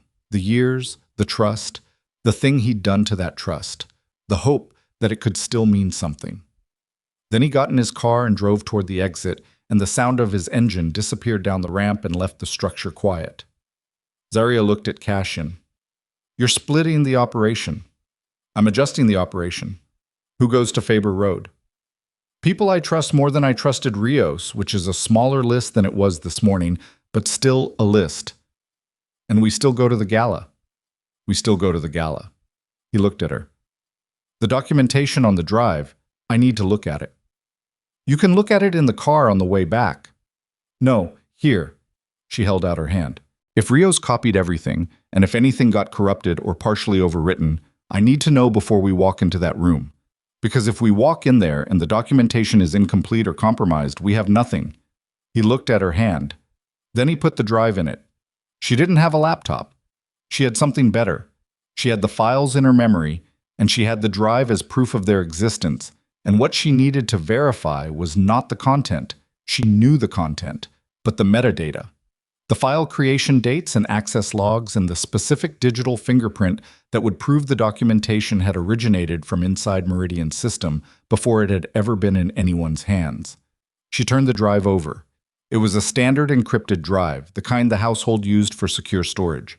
And she noted the model number and version, and she did the math on what that model's encryption protocol meant for file integrity. "The encryption on this drive," she said, "logs access attempts. Every time someone tries to open a file, it timestamps it. If Rios only copied and didn't open anything, the log will show copies, not reads.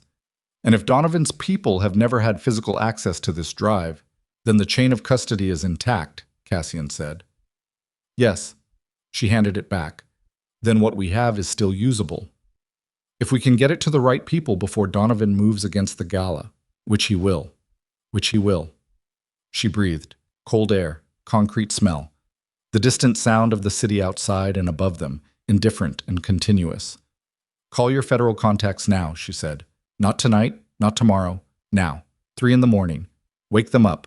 That's if they're legitimate and they understand what this is, they won't mind being woken up.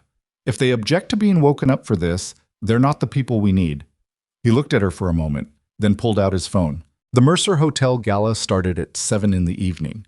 They arrived at 7:43, which was late enough to be notable and not so late as to be an entrance. Zarya had been in enough hospital fundraising events to understand the architecture of these occasions, the way they were structured to look like social gatherings while actually being elaborate systems of transaction and leverage and the maintenance of hierarchies too entrenched to acknowledge directly.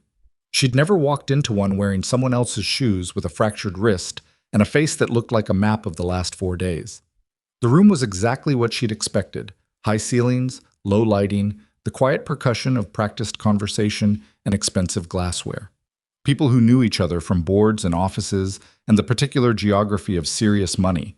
The charities named after their children, the buildings named after their parents, the careful maintenance of the fiction that wealth and virtue moved together. She felt the shift the moment they came through the door. Not everyone saw them immediately, but the people who mattered did, and the awareness moved through the room the way awareness always moved in spaces like this. Not a wave, more like a slow pressure change. She felt it in the way conversations continued at the same volume with completely different attention behind them, in the way heads didn't turn, but eyes moved. Stay at my shoulder, Cassian said quietly, not behind me. I wasn't planning to be behind you. I know, I'm saying it anyway. They moved into the room. He took 2 glasses of water from a passing tray. Water, not champagne, which was also a message, and gave one to her and kept one. And they stood for a moment in the particular stillness of 2 people who have chosen to be exactly where they are. She saw Donovan first. He was across the room, perhaps 40 feet, in a group of 4 that included a woman in a red dress Zarya didn't recognize, and 2 men whose body language said security without saying anything at all. He was laughing at something. The laugh reached his face and stopped there, and even from 40 feet she could see the moment it stopped. The precise instant his gaze found Cassian and recalculated everything. He didn't look at her immediately. That was the tell. He looked at Cassian and his expression went through 3 things in under 2 seconds. Surprise, calculation, decision, and then he looked away, which was a mistake, because looking away too quickly from something that surprised you was how you told people you weren't as composed as you wanted them to think. Then he looked at her. She held his gaze. Deliberately. Without expression, without challenge, just steady. The way she'd learned to hold the gaze of difficult patients and difficult administrators, and every person who had ever tried to communicate through eye contact that she was less important than they were. He looked away again. Faster this time. He's deciding, Cassian said quietly, not looking at Donovan. Whether to make a move here. Whether he can afford not to. He raised his glass slightly and nodded at a man across the room who had just caught his eye. Purely social, brief, the language of these rooms. Webb is at the far end, the group near the windows. She didn't look immediately. She let 30 seconds pass, then moved her gaze naturally toward the windows as if taking in the room. Senator Aldrich Webb was 62, silver-haired, the kind of conventionally impressive that worked extremely well in photographs and rooms with good lighting. He was gesturing as he spoke, the confident motion of someone who had spent 40 years in rooms where his words were the most important words being said. He hadn't seen them yet. The federal contacts, she said. They're here? One of them. She's by the bar. Blue dress. Don't look yet. She didn't look. She knows the plan. She knows there will be a physical transfer of documentation tonight. She knows to be ready. And if something goes wrong before the transfer, she has enough context to move without the physical documentation. It won't be as clean, but it'll be something. Something is better than nothing. Usually. Someone approached them, a man she didn't know, perhaps 60, with the practiced social confidence of someone who navigated these events the way fish navigate water. He spoke to Cassian with the particular warmth of a person who wasn't sure whether warmth was appropriate, but had decided it was safer than its absence. She watched Cassian respond, and what she noticed was how completely different he was in this room. Not a different person, but a different register of the same person. Controlled where he'd been controlled in the house, but the control serving a different performance. The dangerous edges filed down to a respectable business-like surface. She was watching this and thinking about registers and surfaces when she felt it. Not a sound, not a touch, a pressure change, the specific way a crowd shifts when someone with intent is moving through it rather than across it. She turned her head slightly. The man was perhaps 30 feet away and coming toward them through the room with the unhurried efficiency of someone who didn't care who noticed. He was not dressed for this event. That was the first thing. Everything else in the room was tailored and deliberate. This man wore clothes that fit without being fitted, the kind of anonymous presentation that said, "I am not here to be remembered." She knew, before she knew his name, that this was Kellen Marsh. "Cassian," she said. Quiet. No inflection. The man he was speaking to was still talking. Cassian heard her. She saw the slight shift in his posture and made a smooth extraction from the conversation that was somehow both abrupt and socially acceptable, which was its own kind of skill. He turned, saw the direction of her gaze, said nothing for 2 seconds. "He's not supposed to be in a room like this," she said, very quietly. "No," Cassian said. "He's not." Which means Donovan decided the rules didn't apply tonight. Which means Donovan decided he couldn't wait. Marsh was still moving, not toward Cassian. She tracked the angle, adjusted for the geometry of the room. He was moving toward the far end of the space, toward the windows, toward the silver-haired senator who was still gesturing and hadn't looked up. "He's not coming for you," she said. "No." "He's going for Webb." "Yes." She understood it in the same instant he did. Donovan wasn't eliminating the witness tonight. He was eliminating the connection. If Webb went down, not violently, not here, but if something happened to Webb that made him unavailable, that removed him from the situation, then the financial bridge between the clinic operation and the senator's brother-in-law's fund became a bridge to a dead end. The documentation she had became circumstantial. The whole architecture of accountability developed a gap right at its most critical point. "He's going to use Webb against himself," she said. "Whatever Marsh is carrying, evidence," Cassian said. "Fabricated. Something that makes Webb look like he was running the entire medical operation independently. Donovan burns Webb to save himself. And Webb goes to prison for a conspiracy Donovan built. And everything connecting Donovan to the operation disappears with the man they pinned it on." She looked at Cassian. "We have about 90 seconds. He was already moving. She moved with him, not behind. At his shoulder, which was what he'd said, and she understood now why he'd said it, because the room required a different kind of navigation than she was used to, and having him at the right distance meant she could read what he was reading and respond to it before it became a situation rather than after. They crossed 30 feet of gala floor in less time than it should have taken without appearing to rush, which required weaving through conversational clusters with the specific social fluency of people who knew how to move through rooms without drawing attention by appearing to avoid it. She felt her ribs with every quick step.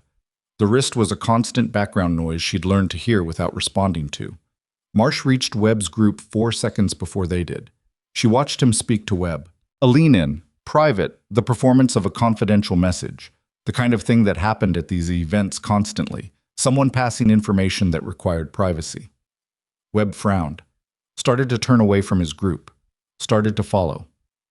"Senator Webb," Cassian said. His voice carried exactly as far as it needed to and no further. Webb stopped, turned. His face did a rapid recalculation. He knew Cassian Draven, recognized him immediately, and the recognition was complicated by things she couldn't entirely read from outside. Marsh's attention moved to Cassian. His face confirmed what she'd suspected. This was a man who had done this many times before, who understood situations with the peripheral efficiency of someone for whom situations were professional material. He looked at Cassian, then at Zariah. Something very slight happened around his eyes. "Senator," Cassian said, "I'd like to introduce someone." He gestured to her. "This is Zariah Brooks. She was a nurse at Meridian Private Wellness Group until last Thursday, when the people who employed her had her beaten and left on a public street."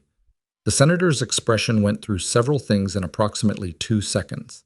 Webb was a politician, which meant he had very good instincts about damage and very fast reactions to the presence of it. "I'm not sure this is the venue," he started. "She has documentation," Cassian said, "connecting your brother-in-law's investment fund to a $20 million medical fraud operation." She also has documentation of your office's involvement in suppressing a federal referral connected to patient deaths at 3 of the clinics in that network. The room around them hadn't stopped. The gala continued. Glasses clinked. People laughed at things said across other conversations. But in the specific geography of this small cluster, everything had acquired a different density. Marsh moved, not dramatically. A small shift of weight, a reorientation of his body toward the exit corridor.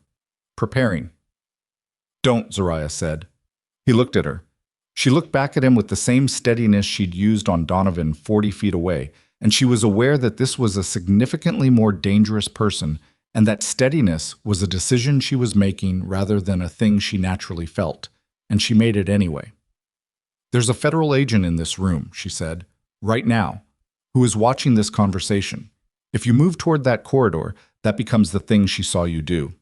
If you stay, it's a gala, and you're a guest, and nothing has happened yet. Marsh went very still. Who are you? He said. His voice was not what she'd expected, not low or theatrical, just ordinary, almost pleasant. I'm the nurse they left on the sidewalk, she said. I'm the loose end that didn't come untied. 3 seconds of absolute stillness. Webb broke it. I don't know what you think you have. I think I have enough, she said, turning to him. I think I have 31 documented fraudulent patient records, billing codes connecting to Veltris Medical Supply, wire transfers to Granwick Capital Partners, and a vendor code designated V44RT that links to a shell company your people set up 18 months ago. She kept her voice conversational, calm, the voice she used with agitated patients when the room was already loud enough. I think what you don't have is time to construct an alternative explanation. Because the agent who's been watching this conversation for the last 4 minutes already has copies. She didn't know if the agent had copies yet. The plan had been a physical transfer, but Webb didn't know she didn't know, and Marsh didn't know, and in the space between what they knew and what they didn't, decisions got made. Webb looked at Cassian. You brought her here. She brought herself, Cassian said. I drove. This is... Webb's voice dropped, went private, went to the register of a man accustomed to managing situations through controlled channels. This is not the way this works. Whatever you think you have, there are processes. The process had a body in it, Zariah said. The woman who worked for your campaign who went silent 3 weeks ago. The one who was looking at the same financial records I was looking at. Webb's face went through something she hadn't anticipated. Not guilt, but something adjacent to it. Something that had lived beside guilt for long enough that it had taken on its color. I don't know what you're... Her name was Petra Voss, Cassian said. Quiet, precise. She was 27. She had a sister in Phoenix who hasn't heard from her in 3 weeks. Webb's composure cracked. Not completely. He was too experienced for complete. But a hairline fracture, visible if you were looking for it. And she was looking. Donovan arrived. She felt him before she saw him, the way the geometry of the group shifted with a new center of gravity. He was smiling, which was the expression of a man who had decided that the best posture available to him was one that looked like confidence. Cassian, he said. Warm, social, the performance of someone who had not just sent a cleaner into a room to fabricate evidence against a sitting senator. I didn't expect you to make an appearance tonight. I know, Cassian said. And who is... He turned to Zariah. His eyes took in the bruising, the splint, the flat-soled shoes, the borrowed blazer. His smile didn't change. I don't believe we've met. You sent men to meet me, she said. Last Thursday. Supply closet. 4th floor. The smile remained. I'm afraid I don't know what you mean. Harlan works for you, she said. Harlan gave the order. The men who held me down while a scalpel was pressed to my face, and I was told to sign fraudulent medical records. Those men were paid from an operational account that traces back to Richard Donovan. She tilted her head slightly. I have the payment records. She didn't have the payment records. The payment records were the one gap in the documentation, but she said it with the same flat certainty she used for everything else, because the truth and the performance of the truth had the same face when the person hearing it didn't have access to the file room. Something moved behind Donovan's eyes. Fast. Gone. This is a charity gala, he said. Whatever grievances... Richard. Cassian's voice was not raised. It was very, very even, which was considerably more effective. I have been doing business adjacent to your operation for 12 years. I didn't ask questions because asking questions was not part of our arrangement. That was a failure of judgment on my part. He paused. It ends tonight. You're not in a position to... Kellen Marsh is standing 6 feet behind you, Cassian said. And the federal agent who has been watching this conversation since we arrived is standing 9 feet to your left in a blue dress. Those are your positions. Consider them. Donovan did not turn to look at either of them. That was professional. That was the discipline of a man who had been in enough rooms like this to know that turning to look confirmed what you weren't supposed to confirm. But his hands changed. She watched his hands, because she always watched hands, and his right hand, which had been at his side, moved slightly toward his jacket pocket and then stopped. A gesture that began as one thing and corrected itself into nothing. The kind of thing you didn't do when there was a federal agent 9 feet away, unless your judgment was starting to deteriorate under pressure.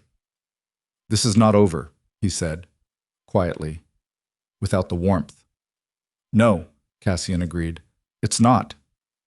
Whatever you think you've built tonight, I know exactly what I've built tonight, Cassian said, and I know what you'll try to do before morning to take it apart, which is why Marcus is currently sitting across from your operational director with a recorder and a very simple question about Faber Road. Donovan's composure went. Not completely. It never went completely with men like him. But the fracture was real and visible, and she watched it happen and felt something in her chest that was not satisfaction, because satisfaction was too clean for this. It was something rawer. The thing you feel when the truth is finally the loudest thing in the room.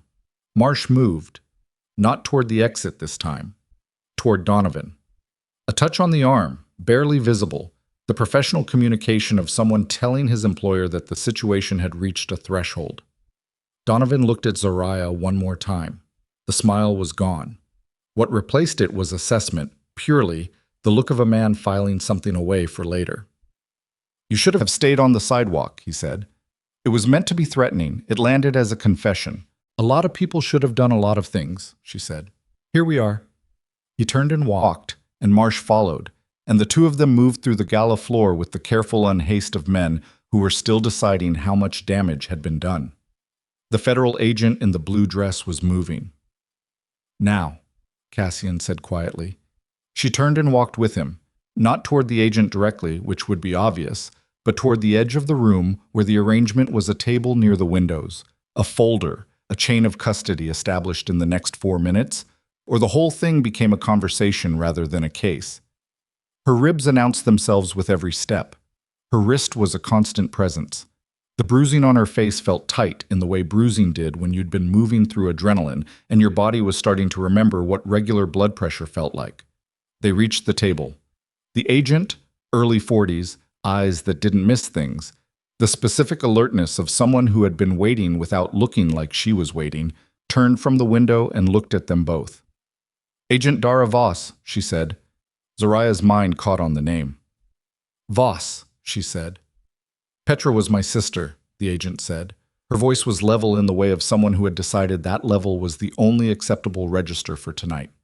Whatever you have, I need it now, because Donovan's lawyer is going to be on the phone to a federal judge in about 20 minutes requesting an injunction, and we need to be ahead of that. She had not known. She had not known that the federal contact Cassian had reached at 3 in the morning in a parking structure was the sister of the woman whose name had appeared on the board in the study, with a string leading to a senator and no further information. She looked at Cassian. He looked back at her. I didn't know until she called, he said. She found the connection herself. She's been building a parallel case for 3 weeks. Without knowing what we had, Zariah said. Without knowing what you had, Agent Voss said. Until tonight. Zariah looked at her, at the controlled face and the agent's posture and the thing underneath. Both that was grief doing what grief did in people who couldn't afford to let it surface, going into the bones and changing the density of everything. She reached into the pocket of the borrowed blazer. The memory card was there, transferred from the shoe to the pocket in the parking structure, because flat-soled shoes did not have the same architecture as nursing shoes, and she'd needed it accessible. She held it out. 31 documented cases, she said, billing records, vendor codes, and the administrative access logs from Meridian's system that show who altered what and when. Agent Voss took it. Her hand was steady. "Is this everything?" she said. "It's enough," Zariah said. "The rest is already in your hands." She was looking at the agent when she heard it. The specific sound of a room-changing pressure. The particular shift of a space when something has happened at its perimeter and the information hasn't reached the center yet. She turned. Donovan was gone. Marsh was gone. But two men she didn't know were moving through the crowd at angles that didn't make social sense, and the exit near the service corridor was, she counted, measured, calculated, 40 feet away. And between her and it, there were 130 people who had no idea what was moving through the room they were in. "Cashin," she said. He'd already seen them. "Dara," he said to the agent, "call your backup in. Now." "Already done," she said. 30 seconds. 30 seconds. The two men were 20 feet away and not slowing down, and the room was full of civilians and crystal glassware and people who had come to an expensive gala on a Tuesday evening and had not budgeted for this particular development. And Zariah looked at the distance and the angles and did what she had always done, the thing that had cost her everything and saved her and was going to define the rest of whatever came after tonight. She moved towards them instead of away, because toward was where the people were, and the people needed. She moved toward them because that was what she did. Not heroism, not calculation. Something older than both. The reflex of a woman who had spent 7 years walking toward the thing that needed to be managed before it became the thing that couldn't be. She'd done it in intake bays when patients coded and the room went loud and everyone's body wanted to go the other direction. She'd done it in hospital corridors when families got the news and the grief tried to become something physical. She did it now, in a room full of crystal and expensive clothing, with 2 cracked ribs and a fractured wrist, and a heart rate that was doing things her clinical training told her was suboptimal. The first man was 20 feet away when he saw her moving toward him instead of away, and for exactly 1.5 seconds, his body did what bodies do when the expected geometry of a situation reverses. It hesitated. She used the second. She didn't fight him. She was not under any illusions about what fighting looked like with a fractured wrist and compromised core stability from the ribs. What she did was step directly into his path and say, loudly enough for the 3 people standing nearest to hear, "Sir, I need you to stop, right now." The room heard it. Not everyone, but enough. Heads turned. The specific social alarm of a voice that doesn't match the register of the occasion. And the man, who was professional enough to have a dozen ways to handle someone alone, had no clean way to handle someone who had just made herself a witness event in front of 40 sets of eyes. He stopped. Cassian came through the gap she'd created, not past her, alongside her. And the man looked at both of them and made the calculation that professionals make when the math changes, and the calculation said, "Not here." The second man had already redirected. She could see it in her peripheral, angling toward the service corridor again. She heard rather than saw what happened next. A firm voice she didn't recognize, official in its cadence, the particular authority of someone trained to make rooms comply. And then 2 more voices, and then the specific sound of a situation being contained. Backup had arrived. 30 seconds, as promised. The room took approximately 90 additional seconds to understand what had happened in it, and during those 90 seconds, Zariah stood very still and breathed through her nose and let her heart rate conduct its own negotiation back towards something sustainable. Her ribs were specific and loud about their objections. Her wrist had gone from background noise to foreground. She became aware, progressively, of how much she was running on something that was not going to last much longer, and that the something was running out faster than the situation was resolving. Cashin's hand came to her elbow, not gripping, just present, a question in the form of a touch. "I'm all right," she said. "You've said that before. It's been true both times. Both times you've needed medical attention afterward." 3 times, she said. The first time was the sidewalk. He didn't say anything to that. His hand stayed where it was. Agent Voss was across the room, phone to her ear, moving with the focused efficiency of someone who had been waiting 3 weeks for this moment and was not going to waste it being anything less than completely operational. 2 additional agents in civilian clothes, she could identify them now by the way they moved, the specific lack of social performance, were managing the 2 men near the service corridor. The gala had not ended. That was the strange part. The music had paused, the conversations had stuttered, but the room was still full of people in formal clothing holding champagne glasses, and someone was already trying to smooth it back into normalcy, the way people at expensive events always tried to smooth disruptions back into normalcy. Because the alternative was acknowledging that the world they'd built their comfort on had just shown them one of its seams. Senator Webb was still in the room. He hadn't moved. She found him near the windows, where she'd first seen him, standing alone now. His group had redistributed during the disruption with the reflexive self-preservation of people who understood association costs. He was looking at nothing specifically, and she recognized the expression, the specific interior stillness of someone whose mind was moving very fast while their body performed stationary. He looked old, older than he had 40 minutes ago. She didn't feel sorry for him. She tried to locate something like pity and couldn't find it, and she didn't pretend she could. What she felt instead was something more clinical, the recognition of a process beginning. Not ending, not justice arrived cleanly. A process beginning, with all the grinding uncertainty that processes involved. "Is it enough?" she asked Cassian quietly. "Tonight," he said, "is enough for tonight. The rest takes time." "Takes time," he agreed. She looked at the memory card, now in Agent Voss's possession, and thought about everything that card had cost: the job, the apartment, the sense of safety that had taken years to build in a world that made building it difficult, and the particular kind of exhaustion that came from being right about something terrible, when being right bought you nothing comfortable. "I want to go," she said. "Voss needs—" She has the card. She has her case. She has 2 men in custody and whatever Donovan's people said and did tonight on camera. She looked at him. "She doesn't need me in this room right now. She needs me at a deposition in a controlled environment when her legal team says it's time." He considered it. Then he nodded. "Let's go." They brought Rios's son home at 11:17 that same night. She wasn't there for it.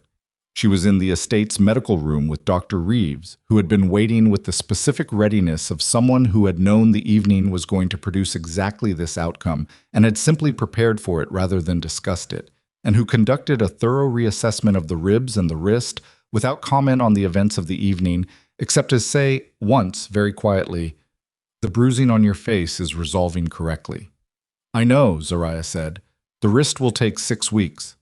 "I know that too. You should sleep." "I will." "Zariah." The doctor used her first name with the slight awkwardness of someone who didn't do it often, which somehow made it more precise. "What you did tonight?" "I did what needed doing." That's... She stopped. "That's what I told myself 12 years ago, when I came to work here. It's what I've been telling myself for 12 years. She set down the bandage she'd been working with and looked at her hands. "I think there's a difference between the things you tell yourself to justify what you're doing and the things you tell yourself because they're actually true. And which is it for you?" The doctor was quiet for a moment. "I think tonight I'm less certain than I've been in a while," she said. "I think that's probably good." She helped Zariah into a clean position, checked the monitoring equipment, and left without turning the lights fully off. Zariah lay in the medical room and listened to the house and thought about thin walls and 12 years and the specific longevity of choices made under pressure. And she thought about the women who'd walked past her in the rain, and she thought about her grandmother's hands wrapping electrical tape around a broken clasp because throwing things away before they were truly finished was not a habit she permitted. She was asleep in 11 minutes. Marco Rios was 23, thin in the way of someone who had not been well fed for 6 days, and he sat in the estate kitchen at 2 in the morning, wrapped in a blanket that someone had retrieved from somewhere, and drinking tea that Tomas had made with the careful attention of a man who understood that sometimes making food for someone was the only language available. His father sat across from him. They weren't talking. They'd talked in the car, she gathered from the silence. Talked until the words were gone, the way families talk when they've been terrified and the terror is lifting and what's underneath it is too big for language. Now they were just sitting in the same room, which was its own kind of communication. Zariah stood in the kitchen doorway for a moment before either of them saw her. She had a blanket of her own, acquired somewhere between the medical room and here, and she was moving carefully, favoring the side where the ribs were loudest. Tomas saw her first. He didn't say anything, just got a 3rd cup and poured tea without being asked, and pushed it to the edge of the counter where she could reach it without crossing the room. She picked it up, stood in the doorway, drank the tea. Marco looked at her eventually, at the bruising, at the splint, at the borrowed clothes. "You're the nurse," he said. It was what people said. She was starting to understand that the nurse was how she moved through this story. It was the first fact, the identifier, the thing that preceded her into rooms. "Zariah," she said, "my dad told me about you." He looked at his hands around the cup. "He said you were the reason this started." "I was the reason the timeline accelerated," she said. "The start was a long time before me." He thought about that. He had young eyes and an older face, the temporary configuration of someone who had recently been given information about the world that the world usually delivered more gradually. "Is it over?" "The part that needed to happen tonight is over," she said. "The rest of it," she paused, "takes time." Rios looked at her from across the table. He had the expression of a man who had set something down that had been very heavy and wasn't sure yet whether his hands were relieved or just empty. "I'm sorry," he said, the second time he'd said it to her. "You already said that," she told him. "It bears repeating." "You made a choice under the worst possible pressure," she said. "You made it because of him." She looked at Marco. "I can't tell you the choice was right, but I understand why you made it." "You wouldn't have," Rios said, "made the same choice." She thought about it honestly. "I don't have a son," she said. "I don't know what I'd do." That was the truest thing she'd said all evening, and she knew it, and she let it stand. Cassian found her in the study at 4 in the morning. She was standing in front of the board again. The strings and names, the photographs, the architecture of a network that had been operating for years inside the machinery of ordinary civic life. The photograph of Webb was still there. The photograph of Donovan. Vale's name in the corner, handwritten, added late. She heard him come in. She didn't turn. "Donovan," she said, What happens?" "Voss's team executed a warrant at his home at midnight," Cassian said. "He was there. His lawyer arrived 20 minutes later. It won't be simple or fast. Men like him have contingencies inside contingencies." "But it started." "It started." He came to stand beside her, looking at the board. Webb's office issued a statement at 1 in the morning calling the allegations politically motivated. "His communications director is very good. He'll cooperate eventually," she said. "Men like Webb, when they see the walls clearly enough, they cooperate. It's how they've survived this long." "Probably." "And Vale?" "Vale is in Denver. Voss has a team moving." She looked at Donovan's photograph, at the face she'd stared at across a conference table when he'd handed her a glass of water as if that were a reasonable social gesture given what was happening, when he'd looked at her with the polite assessment of someone pricing something they planned to discard. She reached up and unpinned the photograph from the board. She didn't do anything dramatic with it. She just held it for a moment and then set it face down on the table, because she didn't need to look at his face anymore, and she was done doing things she didn't need to do. "Harlan," she said. "Arrested at the clinic at 10:15. He was there, still at his desk, working. She absorbed that. The specificity of it. A man who had pressed a scalpel to her face, still at his desk at 10:15 the same night. It all fell apart, doing whatever he did, maintaining the ordinary surface. "He thought he was protected," she said. "He was protected. Until tonight." She turned from the board, looked at Cassian in the 4 in the morning quality of the light, which was different from all other light, starker, with fewer of the ordinary social textures that daylight maintained between people. He looked tired. Not the tired of a single long night, but the tired of a long time. Years of a particular kind of tension that didn't release when you slept because you slept inside it. And it had lines in his face and a set to his jaw that she understood better now than she had 4 days ago. "What does this cost you?" she asked. "Direct? No cushion around it.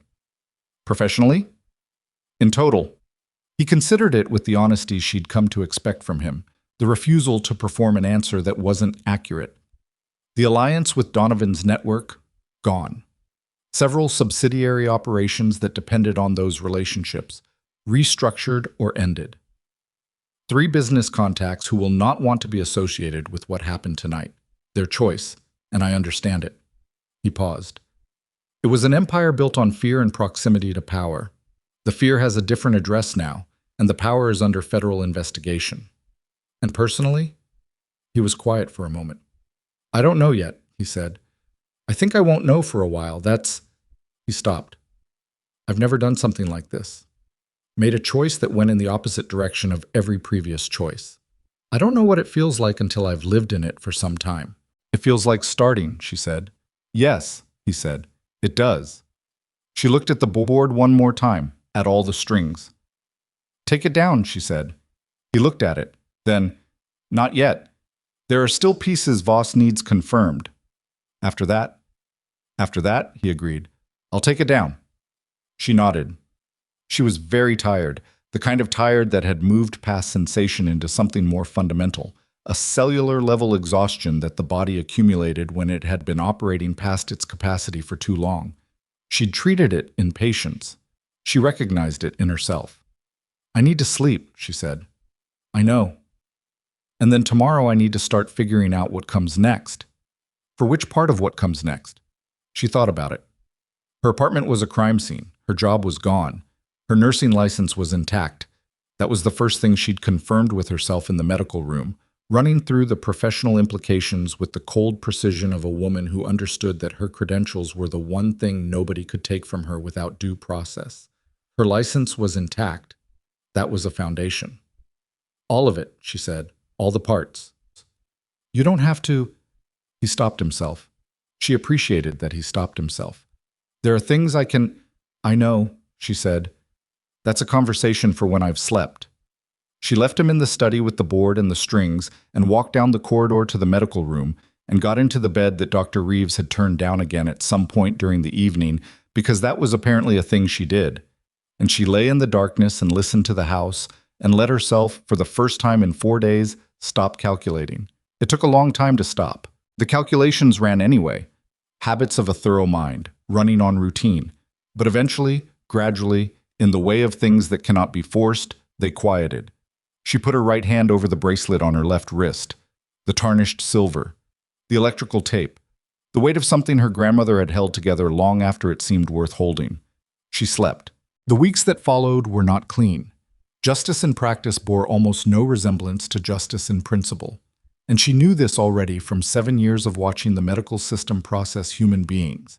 But knowing it didn't prevent the specific grinding frustration of watching it apply to a situation she'd paid for in bruises and fractured bone and nights she couldn't fully sleep.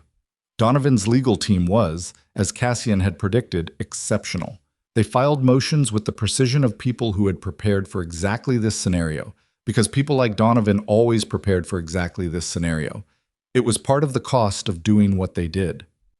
The first 3 weeks were procedural in a way that felt designed to exhaust. She gave deposition on a Tuesday in a federal building conference room with beige walls and a water carafe that nobody refilled. It lasted 6 hours. The attorney conducting it was thorough in the way of someone who understood that thoroughness was how you closed gaps, and she answered every question with the same flat accuracy she'd used at the gala. Not performing, not advocating, just stating. Facts, dates, codes. The specific texture of what she'd seen and when and how she knew. Agent Voss sat in on the deposition. They didn't speak during it.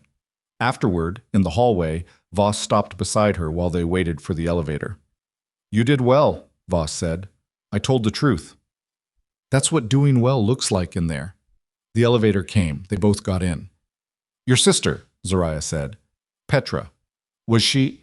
She was good at her job, Voss said. That's what got her killed. She looked at the elevator doors. She was the one who flagged the financial discrepancy in Webb's fundraising records. She brought it to me. I told her to wait while I built the case properly. A pause. She didn't wait. She went to someone she trusted, Zariah said. She went to someone she thought she trusted. The elevator opened. They stepped out into a lobby that smelled of institutional carpet and coffee from a vending machine. I'm sorry, Zariah said. Don't be sorry, Voss said. Help me finish it. There'll be a trial, Voss said. Donovan's team is going to push for dismissal of the financial records on chain of custody grounds. Your testimony about how you created the documentation, the dates, the methodology, that's what establishes the chain. That's the part that can't be replicated. I know, no, Zariah said. It'll take months. I figured. You'll need to be available, Zariah said. I know. I'm not going anywhere. Voss looked at her with the expression of someone who had spent 3 weeks calibrating how much to trust, and had arrived at an answer. "No," she said. "I don't think you are." Marcus came to see her 6 weeks after the gala.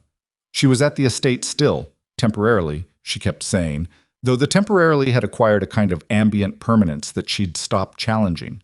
She'd been using the study in the mornings, working on something she'd been building since the 3rd day of her recovery. A proposal. Detailed, documented, financially specific. The kind of thing that required the part of her brain that had memorized billing codes and patient records and vendor numbers, applied now to a different architecture entirely. Marcus stood in the doorway of the study with the expression he'd worn the first day she'd found herself in the same room with him. Assessment, calculation, the careful maintenance of a position before he understood what he was dealing with. "He wants to show you something," he said. "Cash in?" "He's in the South Building, if you have time." She looked at the proposal on the desk. She saved it. "Let's go." The South Building was a structure she hadn't been inside. A converted carriage house, large, the kind of space that had housed vehicles and now housed something in transition. She heard it before she understood it, the sound of work. Actual physical work, sawdust and power tools, and the particular percussion of construction rather than destruction.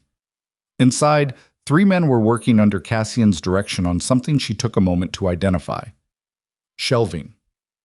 Medical shelving, the industrial grade, the kind used in supply rooms and clinical storage. Along the far wall, already installed, were the beginnings of a medication management system. "What is this?" she said. Cassian turned from the wall. He was in work clothes, the sleeves pushed up, sawdust on his forearms. He looked different, not transformed, not movie moment different, just marginally more present in his own face than he'd been the first week she'd known him, as if some layer of protective architecture had been quietly removed. "It's the beginning of what you asked for," he said. "I didn't ask for anything yet." "The proposal on your desk." She looked at him. "You read my proposal." "It was open on the desk." "It was on a laptop." "You left it open on a laptop," he said. Not apologetically, just accurately. "A community health center, non-profit, free or sliding scale for all patients regardless of, let me remember." He paused. "Race, appearance, or financial status." "Those are my words." "They are." I looked at the funding model. It's solid. The operational structure is realistic. The location proposal needs work. She stared at him. "The location proposal needs... The building you identified on Clement Street has a structural issue with the east wall. I had someone look at it." "You had someone look at the building in my..." She stopped. Breathed. "I hadn't finished the proposal." "I know, it doesn't change the structural issue." He looked at the shelving going up along the wall. "There's a building on West Calloway. Available. Better bones. Better access to the bus line, which matters if you're serving people who don't have cars." West Calloway. The street where she'd been left. Where he'd stopped. She stood in the converted carriage house with sawdust in the air and the sound of construction around her and looked at him. "This is not your project," she said. "I know." "This is not your penance either." "I know that too." "Then what is it?" He looked at her with the same directness he'd had from the beginning. The thing that had unnerved her about him at first, the refusal to perform something softer than what was actually there. "It's the most useful thing I can do with the resources I have that doesn't involve a board with strings on it," he said. "That's what it is." She looked at the shelving, at the medical storage system taking shape along the far wall, at the 3 men working with the quiet efficiency of people who had been told to do a thing and were doing it. "I need the financial backing to be clean," she said. "Entirely clean. If there's anything in the source..." "Clean," he said.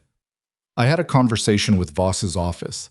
There are assets being seized from Donovan's operation that under federal forfeiture can be directed toward community programs by court order. It was Voss's idea." She blinked. "The money that funded the operation that tried to kill me would fund the clinic you're building." She sat down on an unpainted workbench because her legs made an executive decision about what was happening.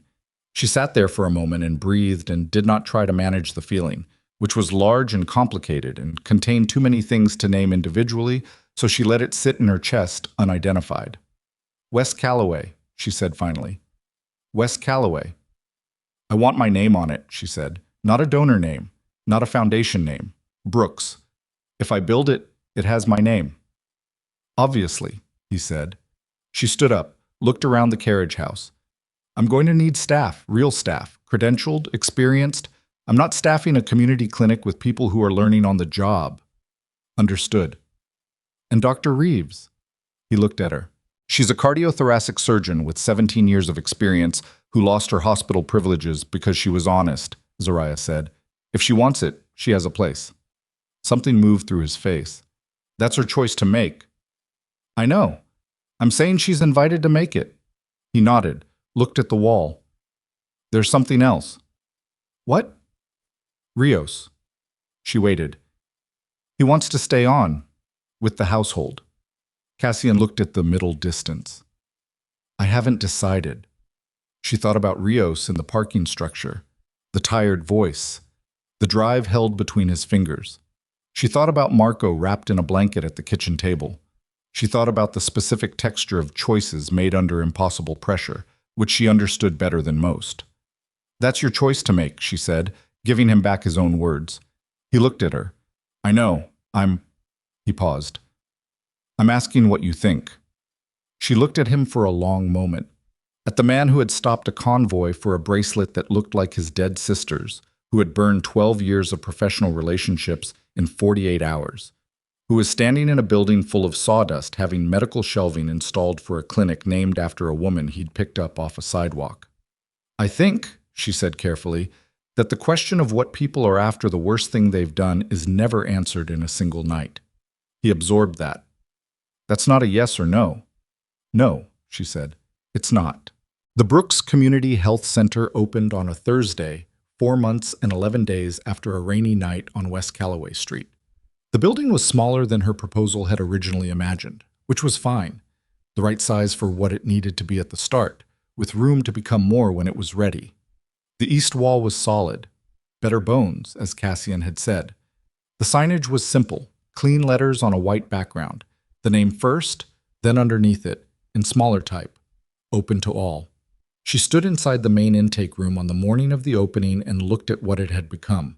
Real medical equipment, clean lines, a waiting area with chairs that were actually comfortable, which she had specifically insisted on because she'd spent enough time in waiting rooms that treated comfort as a luxury to know it wasn't a luxury. It was a signal about how the institution viewed the people inside it. Dr. Reeves was at the workstation across the room, reviewing intake protocols with a young woman named Sarah, who had graduated from nursing school 8 months ago and applied for the position the week the job was posted because she had grown up in this neighborhood and had spent her childhood in waiting rooms exactly like the ones Zariah had described. Tomas had made food. That wasn't part of the plan. The plan had been a simple staff walkthrough and a soft opening. But Tomas had appeared at 7 in the morning with equipment and containers and an expression that communicated that the food was happening, and the question was only whether she was going to say anything about it. She hadn't said anything about it. Children from the neighborhood community center arrived at 10, a scheduled visit, a first aid workshop that Zariah had planned for weeks, the first of what she intended to be a regular series. They were between 8 and 12 years old, and they arrived in a chaotic, energetic cluster that immediately made the intake room louder and more alive than it had been in all the weeks of construction and preparation. She looked at them filling the space, at their faces, at the specific quality of children's attention when something real is happening. Not theatrical, not performing learning, just actually curious about the world in front of them. She thought about what she'd wanted to be when she was their age. Before nursing, before Meridian, before supply closets and sidewalks and federal depositions.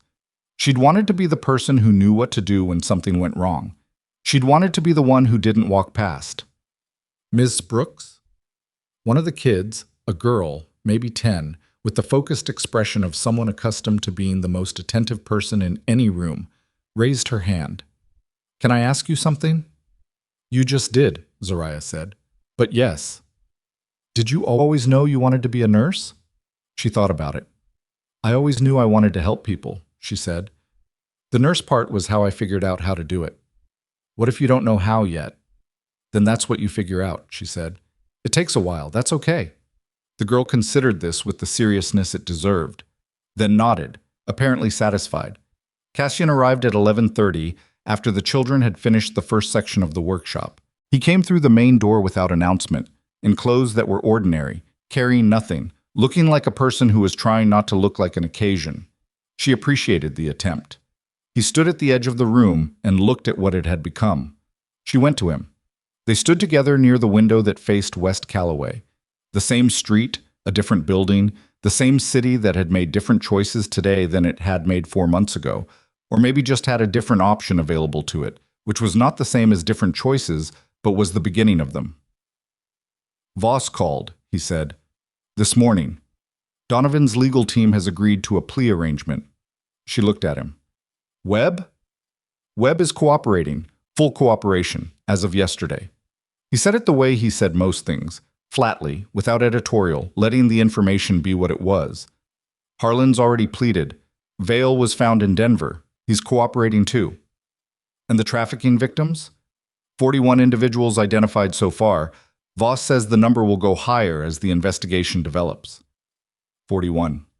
She held the number, not as an abstraction, but as 41 individual people with specific faces and names and the specific texture of whatever they'd experienced inside a network that had processed them like line items in a fraudulent billing system.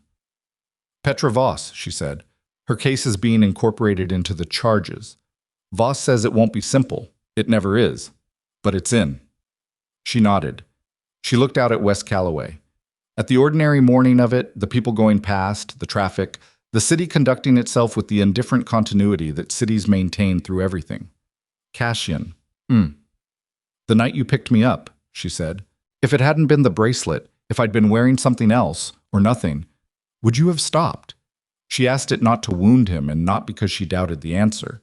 She asked it because she wanted to know if he'd thought about it, if he'd sat with the specific uncomfortable geography of that question. He was quiet for long enough that she knew he had. I tell myself yes, he said. I'd like to believe yes. But you don't know. I don't know, he said. That's the honest answer. I know, she said. That's why I asked. He turned to look at her. There was something in his face that she'd seen develop over 4 months. Not softness, not redemption arc completion, not the arrival at some resolved state. More like the incremental erosion of a particular kind of armor, the kind built from guilt and determination and a long time of not looking at yourself directly. Underneath it was just a person, complicated and specific and in possession of a past that didn't disappear because he'd made a different choice. The bracelet, he said. The clasp. She looked down at it. What about it? I can have it repaired, properly, if you want. She looked at the electrical tape, at the tarnished silver and the broken thing held together. She thought about her grandmother's hands and the words she'd never fully understood. No, she said. Leave it. He nodded. He didn't ask why. She appreciated that too. Outside, a woman was walking past the clinic with a child holding her hand, and the child looked through the window and saw the intake room and the people in it, and pointed, and the woman slowed, looked at the sign, looked inside. She didn't come in, but she slowed. She looked, and when she moved on again, she moved a little differently than she'd been moving before. That was how it started, Zarya thought. Not with the dramatic, not with the moment that changed everything all at once. With the slowing down, with the looking, with one person choosing not to keep walking at the same pace they'd been walking before. The children's voices from the workshop carried through the building, overlapping and energetic and completely indifferent to the weight of everything that had happened in the rooms adjacent to their learning. Dr. Reeves's voice beneath them, patient and precise, demonstrating something about pressure and proper hand placement, the vocabulary of care made practical and immediate. Zarya turned from the window. There were people waiting. There was work to do. The waiting room had chairs that were actually comfortable and a sign that said what it meant, and the first patients of the Brooks Community Health Center would arrive at noon, and she intended to be ready. She walked back into the room. She did not look behind her at the street. She didn't need to.